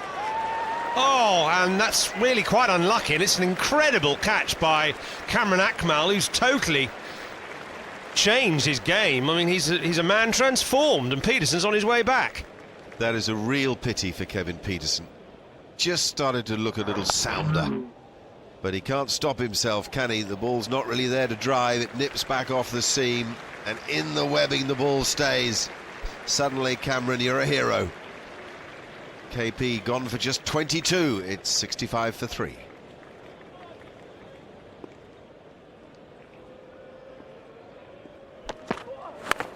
Oh, he's dropped it. Would you believe it? We've just been lauding Cameron Akmal. First ball, Paul Collingwood. Oh dear. And you know, I thought Slip was going to take that on the rebound too. You have to feel for the Pakistani bowlers. They have to take about 15 wickets each time they bowl at England to get them out. That probably was going comfortably to first slip until the wicketkeeper intercepted it. Oh yes. Jonathan Trott looks at the pitch. It did keep very low on him. But we have another little twist, I feel. I think we're going to get more of these as the match progresses. Certainly not the pitch with a lot of bounce, and that kept really low. Unlucky for Jonathan Trott. Well bowled by Umar Gul to get those straight. What a day he's had so far, both with the bat and now with the ball, and England in a bit of trouble. 66 for 4, but still 238 ahead. Well, I'm Morgan here, 100 in the first innings. But England again in a little bit of trouble. 66 for 4. If Collingwood had been caught, that would have been 66 for 5. So he's got to get his head down again and play good. Well, when Morgan's off the mark, might be a thick edge for 4, but it's very important. These two, Paul Collingwood and Morgan, put on 219 in the first innings. They're the biggest partnership of the match, and it might be the match winner when it all comes to a conclusion tomorrow. Yeah, lovely touch shot. Oh, good feeling, go. Oh, what an opportunity. They've missed some catches, but that was quality stuff. That's the captain showing how it should be done.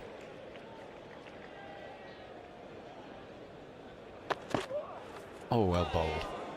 That was a real tentative poke at the ball by Collingwood. Oh, he's lucky he's nicked it, I think. They're all up and down there. Oh, he's given him. He hasn't nicked it. I think Collingwood will... I think he'll go for a review, will he? Does he think he hit it? Oh, he must know whether he hit it or not. If he hasn't hit it, that looked out. Well, he's just gone to Owen Morgan, what do you reckon? So he clearly thinks that he hasn't hit it. I guess it's just the height that he's thinking about. What do you reckon, Owen? Hurry up, the seconds are going. You've only got 15. He's going. Well, this is the replay, look. Oh, he's played a shot and it's hit him just outside off stump, so really... Oh. Yeah, let's just see if this is a no ball. Let's just have a look here. Ooh. No, it's all right, Michael. That's okay. Well, I think that's the good decision. He's out for 1. 72 for 5, England. Wide of the crease from Mohamed Asif, and what a shot from Matt Prives, a no ball as well. Oh dear, he really gave that something. There's nothing wrong with the delivery, really, but that's a statement of intent.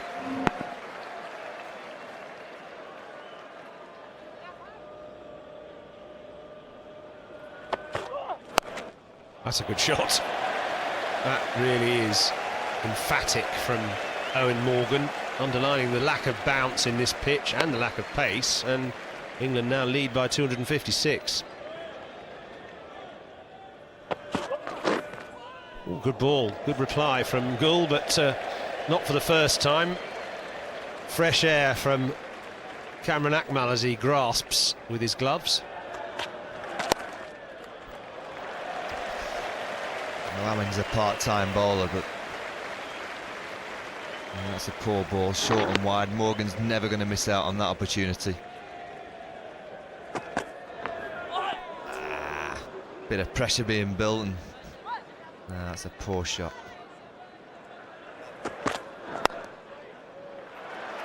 That's off the outside edge, it's up there to drive, and oh no! Pryor again's involved in a run out. This time Owen Morgan's the one that'll have to go back to the pavilion. Let's have a look at the running between the wickets. The ball goes just behind square on the offside, so if they're going to take 3, Morgan is running to the danger end, so he's going to run quick, but Pryor stops. Now Pakistan don't panic, and it's a bit of brilliant fielding in the end by their wicketkeeper, who throws it nicely and affects quite an easy run out in the end. He's just giving a wicket away. Well, you know what was coming. Everybody in the crowd could see that he was out comfortably. Disappointment for the boy Morgan. And the crowd actually is playing nicely and grafting well for 17. England now 98 for 6.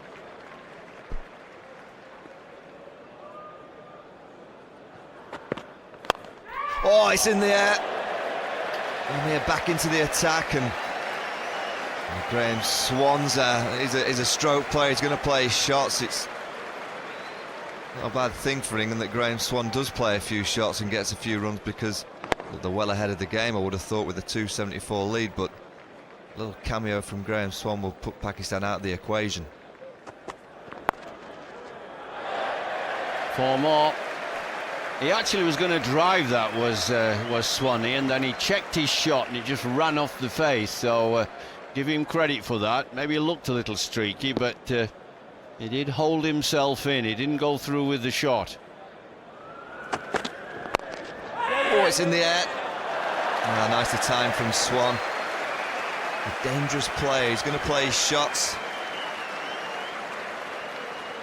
287's the lead. Graham Swan stays there for half an hour. The game is going away from Pakistan.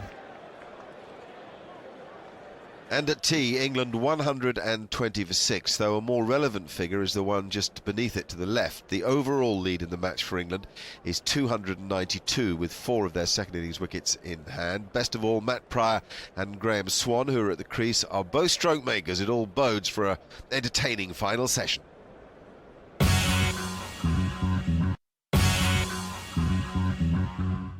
Welcome back to Trent Bridge, where the skies are brighter, hints of sunshine, and all of that should help the batsmen. England 292 in front, with a couple of good counter-attackers at the crease, and it's all coming to you in high definition on 5 for the first time, Sky Channel 171 or Virgin Media Channel 150.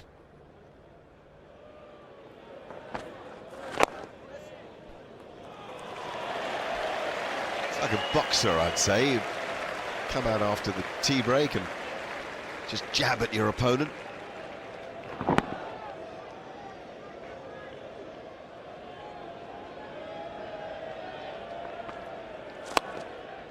Oh, he loves it. Graham Swan just loves it. This is a nice little 6-iron. Look at that. One little foot down the crease and a lovely swing through the line of the ball. Oh, that's smashed. Whoa. 2 magnificent strokes from Graham Swan.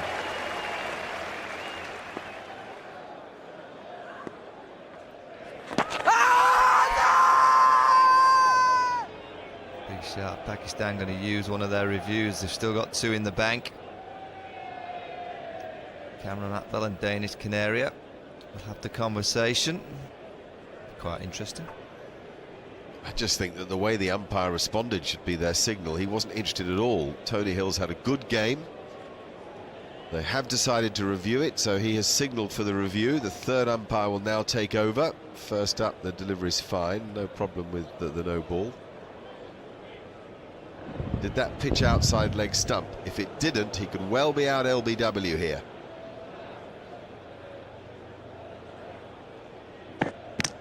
Good reviewing by Pakistan. The original decision was not out, but all those three things are in sync with red.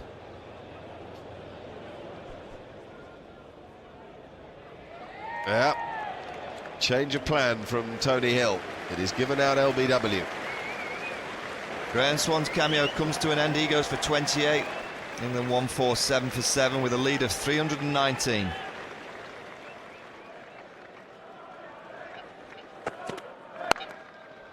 Good shot, good shot. I don't know whether that was back foot or front foot. It was superbly timed though.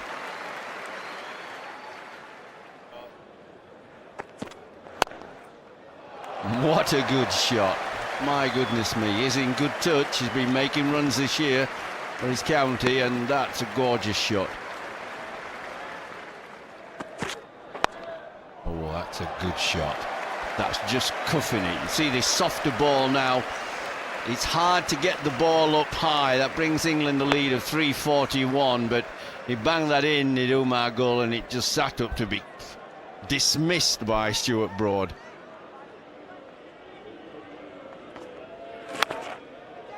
Good shot. England going for fairly quickish runs now. Stuart Broad just striking it with the spin. That's 350 the lead. That should be ample for England. You wouldn't expect Pakistan to make these.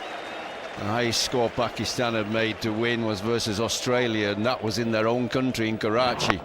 They made 315 for 9 to win.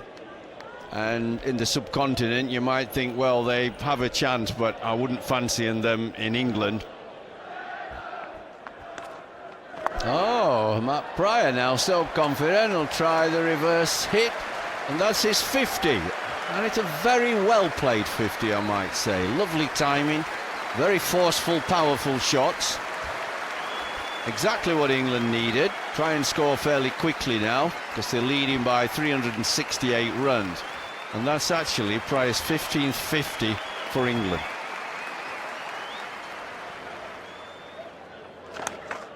Out. Shoaib Malik tosses one up outside the off stump. Stuart Broad had been playing nicely. He was always going to take the drive on, but takes the edge, and a simple catch for Farhat. Well, the folklore of the game tells us that it used to be like that way back. Spinners lobbing the ball up into the rough areas and attracting ambitious drives from colourful batsmen who nicked it to slip. Stuart Broad goes. Excellent partnership by this pair, Pryor and Broad, of 56. He made 24. England 203 for 8. That's a lead of 375.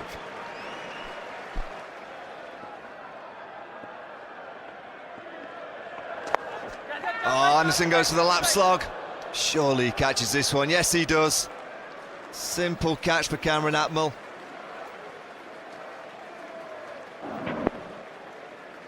Anderson goes for 2. England 2 on 3 for 9. The lead is 385.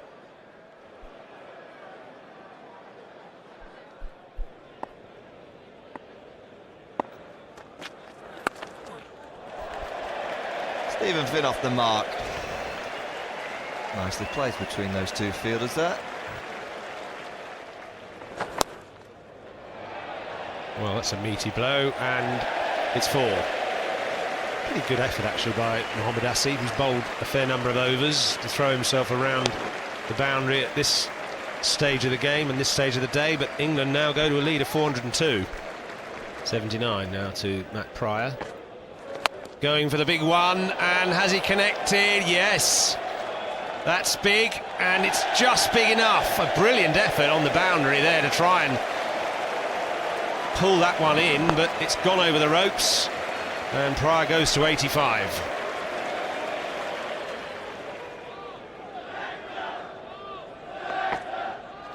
There he goes again, and this time he really has nailed it. That's huge. That's straight off the meat, sailing into the stand, and probably retrieved by the man with a half-full pint of bitter. Pryor on to 91. Lovely touch from a big man. Only his second scoring stroke. 2 boundaries now for Steve Finn, and I think England are doing this dead right. A lot of people might wonder why Andrew Strauss hasn't already declared and begun bowling this evening. Lovely sunny evening. But for me, it's more important that Matt Pryor goes to 100. Very good for him. Still 2 days left to win this match, so there's no rush. I totally agree. I think England have played it absolutely right there, trying to get the big score. But Matthew Pryor getting 100, 3 figures. He missed out against Bangladesh. Huge amount of confidence. Yes! Matt Pryor goes to his 3rd Test match 100. And it's been a delight to watch it.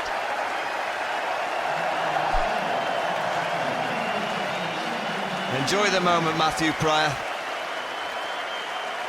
Really has played well. Right from the minute he came to the crease, he was solid in defence. And some of his stroke play, particularly on the offside, has been exceptional. There's the signal. What a nice moment for the captain when you declare. And we have a lead of 4:34.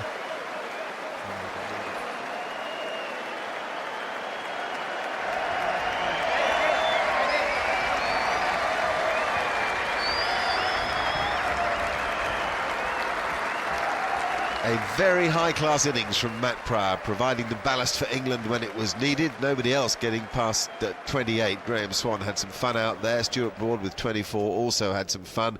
But credit to Steve Finn. 9 runs from 50 balls to ensure that Matt Pryor got to 3 figures. Mohamed Amir and Mohamed Asif had a wicket each. They both bowled very well. Umar Gul picked up 3. He's had a good day. 2 for Shoaib Malik, but more disappointments for Danish Canaria. 12 overs, 1 for 71. That's very expensive, and it does raise the spectre of having just the 1 spinner to go with only 3 specialist seamers. And as the pitch got a little flatter, the sun came out, England crept back into the match because of it. 262 for 9 declared, leaving Pakistan 435 to win. That, incidentally, would be the highest score to win a Test match in the history of the game. Well, this is a tricky little period for the Pakistani openers. I've been there myself, and you feel that you can probably get out, but you haven't really got a lot of time to play any sort of substantial innings. That's a good start from Jimmy Anderson, and what the England bowlers have to do is try and make the batsmen play as much as possible. That's a good shot. Just cuffed it. Salman Butt there, he's a very, very good player if he gets in. Oh, that's a good shot by Salman Butt. The idea was probably right by Stuart Broad, but he just gave him too much width. Oh, out. That's not a good shot, but that's certainly a good ball from Stuart Broad. It's a lovely catch, and England have got everything in the first innings and started off well in the second innings. Well, that's gone short for Collingwood. It's an excellent catch. Salman Butt goes. It's a flashy shot. It's too tight for him to play the cut shot. That was very risky. A lovely catch by Collingwood, but he's gone for 8. That's a bad wicket to lose with a poor shot. Pakistan 10 for 1.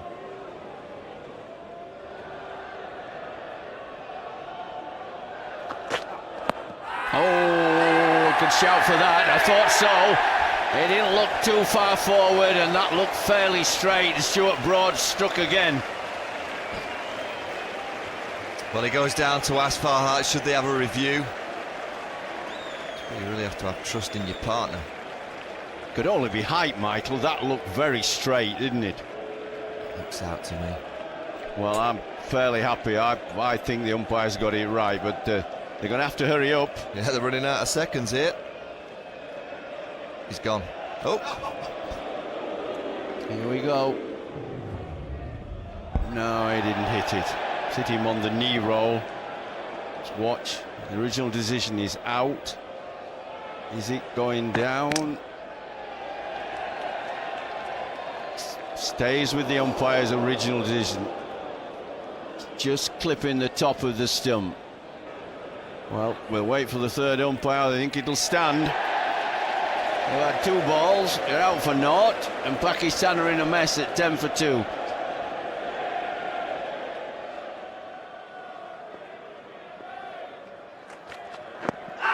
What about it? Drifting leg stump. No, hitting leg stump, says Ahsoka da Silva. Now, Umar Amin might well review this. The batsman will certainly feel that that's drifting down the leg side. Remember that Pakistan have already used up one of their reviews. If they get this wrong, they wouldn't have any left in the innings. What does Imran Farhat say to him? What can he say? A shake of the head. Oh, dear, dear. Such drama late on the evening, almost 7 o'clock here at Trent Bridge. No, he's walking off. He will not review it. He's gone LBW. Let's have a look and see what it says. It does pitch on the stumps, and in fact it was a good decision by the batsman there not to review it. Amazing little spell of 4 and a bit overs. 11 for 3 now, Pakistan. I mean, gone for a single.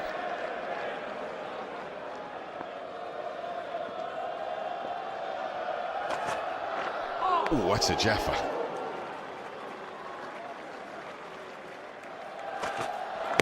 That's a good swinger, but it's missing leg stump. And you sense that James Anderson knew it too. James Anderson sensed that it wasn't out. What does Hawkeye make of it? The impact's in line. Hawkeye reckons it would have hit leg stump.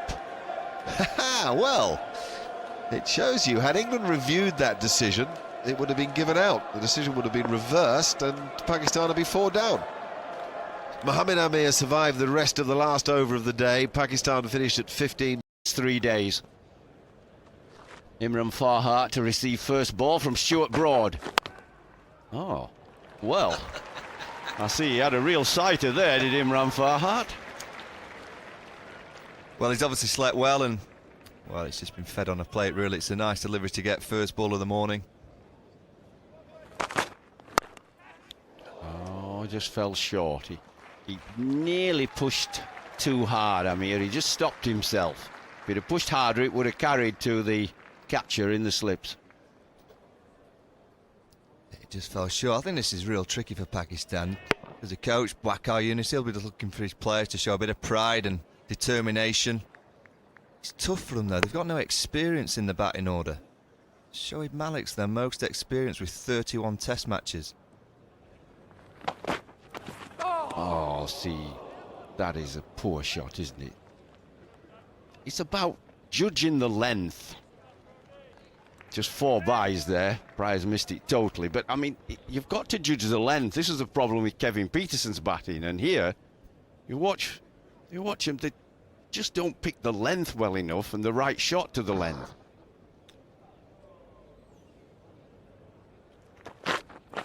Oh, that's what you want.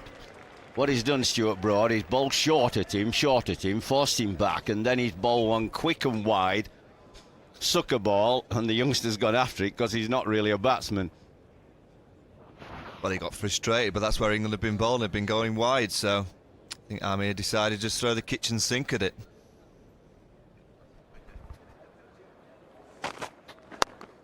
That's 4. Not the greatest shot from Imran Farhat.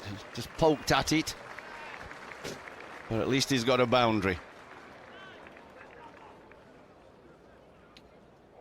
Yeah, Jimmy's just got him playing at this ball.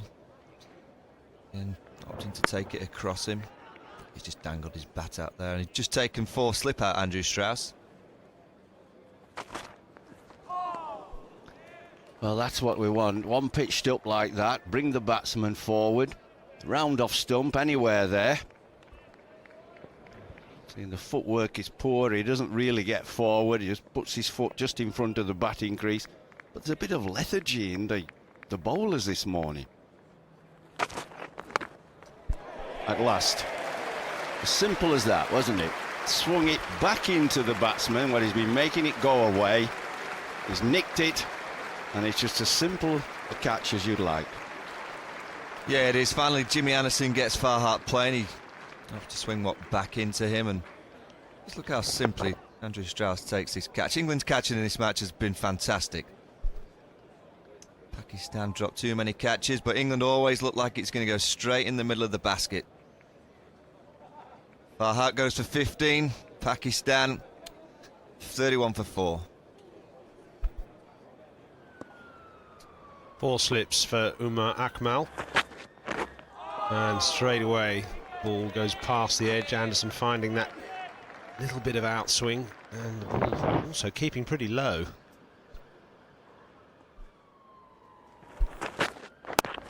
There's good bowling now. Anderson's found a better line. And maybe sticking with the outswinger. I mean, I think that's the trick.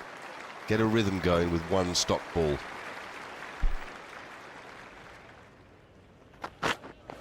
Oh, what a beauty. What a beauty.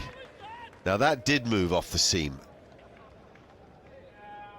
This is a little nightmare for Umar Akmal. He's just arrived at the crease. He's faced 3 balls and they've all caused him huge problems. What a length that is from Broad too.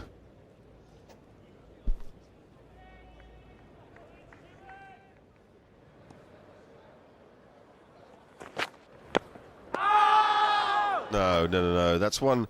That full length is interesting because you can see how much the ball swings.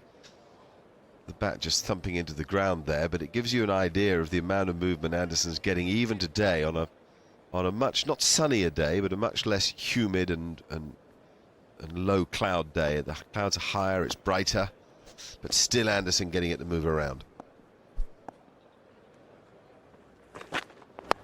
Nice, really well bowled by Anderson. This is good to watch now. A real challenge for Akmal. Just a little 10-minute period here where England have finally got it together, making the batsman play, bowling a fuller length and finding a bit of late movement.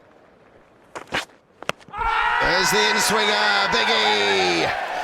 A goodie too. Now Pakistan have a review in hand, and the amount that ball swung may well encourage Umar Akmal to ask for that review. That was a huge swinging delivery. Yep, Amir has said to him, go for it.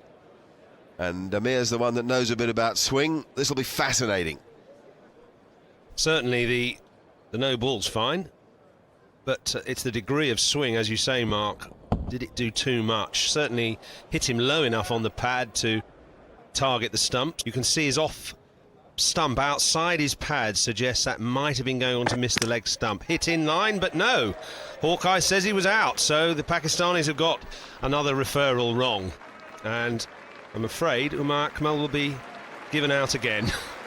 Fantastic bit of bowling that by Anderson. Thus Umar Akmal has to go for 4. Pakistan 37 for 5, teetering on the brink of a massive defeat. We'll take a break and see you back at Trent Bridge in just a moment.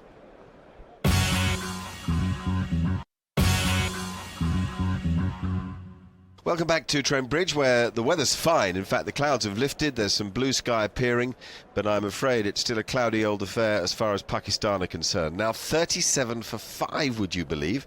Mohammed Amir, the night watchman, is the one who's clinging on and doing it very well. He's got a nice technique. Shoaib Malik has just come to the wicket. Steve Finn comes into the attack, replacing Stuart Broad. And immediately some leg byes. Indeed, 4 leg byes. There's nobody down there. It's unusual to bowl without a fine leg for a tall, bouncy, pacey bowler like Finn. Matt Pryor suddenly realised, and off he trotted. Catch that, which Kevin Peterson does. So Finn strikes straight away. Pakistan's humiliation continues.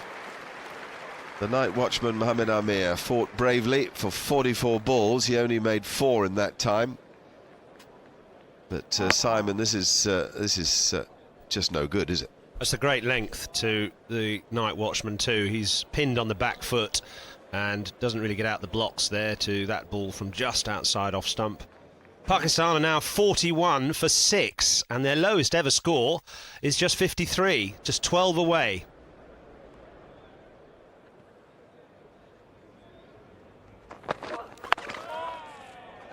This will be a real test for Kamran Akmal, and for me, he's just got to play the way he loves to play, which is to take England on. There's no mileage in him hanging on in there and grappling and trying to defend. He's out there with Shoaib Malik, who's got a good technique, and if nothing else, the two of them should bring Pakistan a bit of pride with the way they play.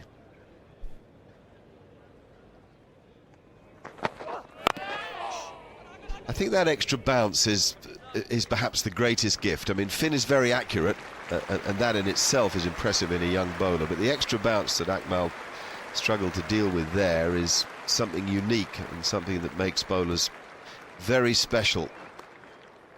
Oh, hello. That isn't a good stroke. That is out LBW. Talk about a misjudgment of length. Now, Cameron Akmal is sort of disbelieving, but there are no reviews left for Pakistan anyway, so he can't ask for the third umpire to have another look at it. The fact is, he's misjudged the length disastrously. Very similar, actually, to Paul Collingwood's dismissal yesterday. Wasn't nearly short enough to play the pull shot, and we've seen that several times in this match the pitch hasn't got much bounce, so even if it's short, it doesn't get up. Really guilty of a woeful misjudgment. Too early in your innings, really, to be playing a shot like that as well. And, well, Hawkeye suggests maybe that would have missed, but he was almost given out for the shot there. Cameron Akmal has gone for no score. He's had the most miserable test match you can imagine. It's 41 for 7 now. Right, Umar Gul, who made 50 in the first innings, and not by luck either, but by sensible judgment of what to attack and what to defend and what to leave alone. Mind you, he was batting with hope in the first innings. Pakistan are 7 down for just 41, facing their lowest total ever. That's 53, incidentally. It's against the Australians in an unusual series played in Sharjah back in October 2002. And it was even more horrific than this test match here. Pakistan were bowled out for 59 in the first innings, 53 in the second. It was a series that was played in Sharjah because of problems with Australia touring Pakistan in the days when the Australian attack had the likes of McGrath and Lee and Warne in it. About that. I mean, that's definitely worth another look. There's a lesson to all the other batsmen. Lovely stride into the ball, a straight bat, and a little bit of authority and confidence about it from Umar Gul. Spoilt Steve Finn's figures as well. He had 2 for naught before that. But there's a sort of calm assurance about the way Umar Gul bats. He's got the man back on the hook, so he wouldn't have been thinking about propping forward. He might have expected a short ball, but he was nicely in position to just calmly push that down the ground.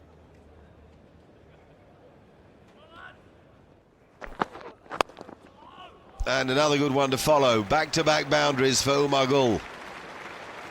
He's quite a natural cricketer, but he's one that suffers through lack of confidence at times and almost through mental aberrations. You watch him in one-day cricket, he bowls brilliant Yorkers at the death, he smacks it down the order, and then some days you see him playing test cricket and you don't think it's the same cricketer. Well, not this match.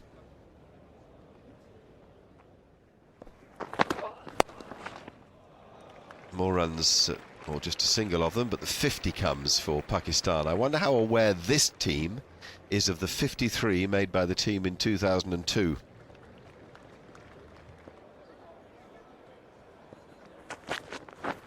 Oh, that's a beauty from Anderson. Absolute peach. Oh, that's what a catch! Paul Collingwood took one late last night, that's even better. Anderson throws it up there and Umar Gul takes on the drive. Brilliant from England. Top catch.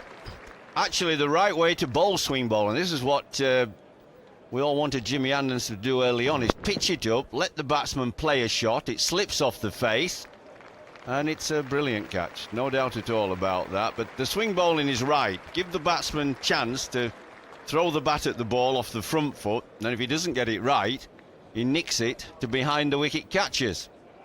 And Gul's gone this time for 9 of 10 balls, and Pakistan in a hole at 50 for 8. Anderson 1 away from 10 in the match. Ooh. Stopped him to try and bring it back into Canaria. That's interesting. Tried to just glide it off his bat there, Jeffrey. A little bit of slip practice for the old boys in the cordon. They ain't going to drop them. Oh, nicely put away. Good balance from Canary. That takes Pakistan past their lowest total. I won't celebrate too much about that.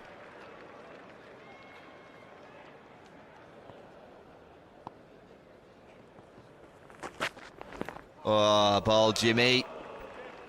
Good areas again. So I don't think Canary quite knows where he's off stump. It's understandable. He's facing a bowler that's right on top of the game. Canary's not had a great game with the ball, and he's certainly not aiming for his batting. I think his place might be under threat going down to Edgbaston. Oh, that's a tight leave. Finn's really impressive. He does get his line so spot on. He doesn't have to do a great deal. Always making the batsman play. That's a good shot. You'd expect him to put that away, and Stephen Finn drags it down.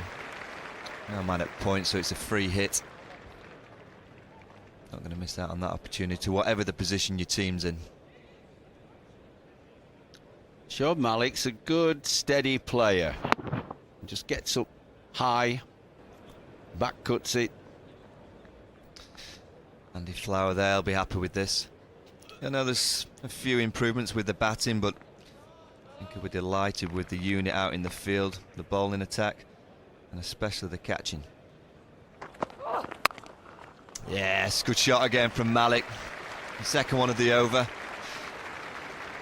Just dropping it short. It's, I guess, understandable in a way. He's a young bowler, but Malik's not going to miss out on that.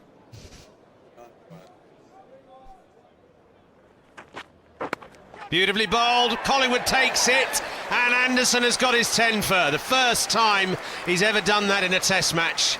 5 wickets in the first innings, and so far 5 for 17 from 13.4 overs in this innings, beating his 9 for 98 here against New Zealand a couple of years ago. Fantastic bowling. Yep, it's been a real pleasure to watch it, actually, and a pleasure to watch him catch in this match. A lot of sharp catches taken. Really, England deserve to celebrate in the manner that they are. Their cricket has been high class. Pakistan have a lot of thinking to do because they have no answer to the way England are playing. 65 for 9 now. We'll see you after the break.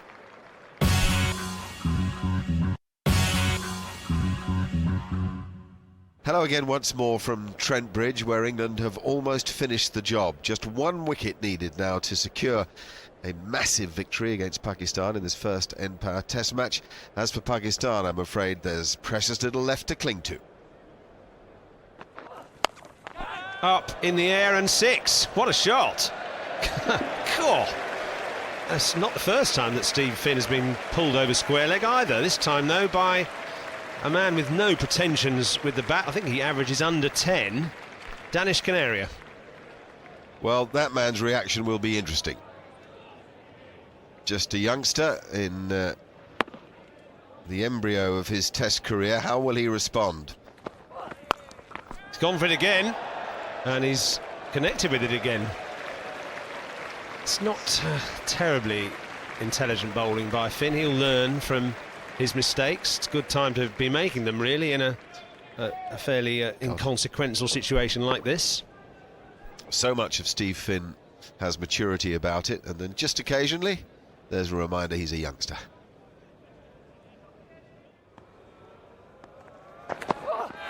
Whoa! He had visions of hitting that over the stand, though, Canaria as well. I think it's going to be a shot of ball from now on.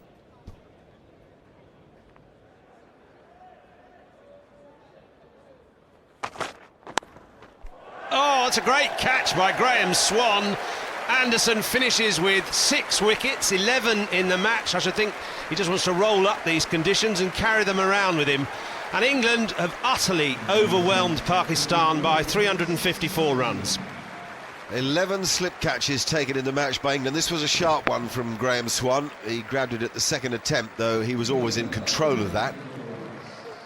This is the lowest score that Pakistan have ever made against England, bowled out for 80 in, I'm afraid, a dreadful batting display, a display without any kind of technique or commitment, if you like, to the job of defying England.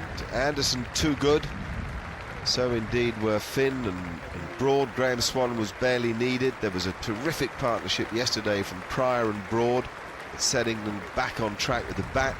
In all, this has been a thoroughly impressive performance.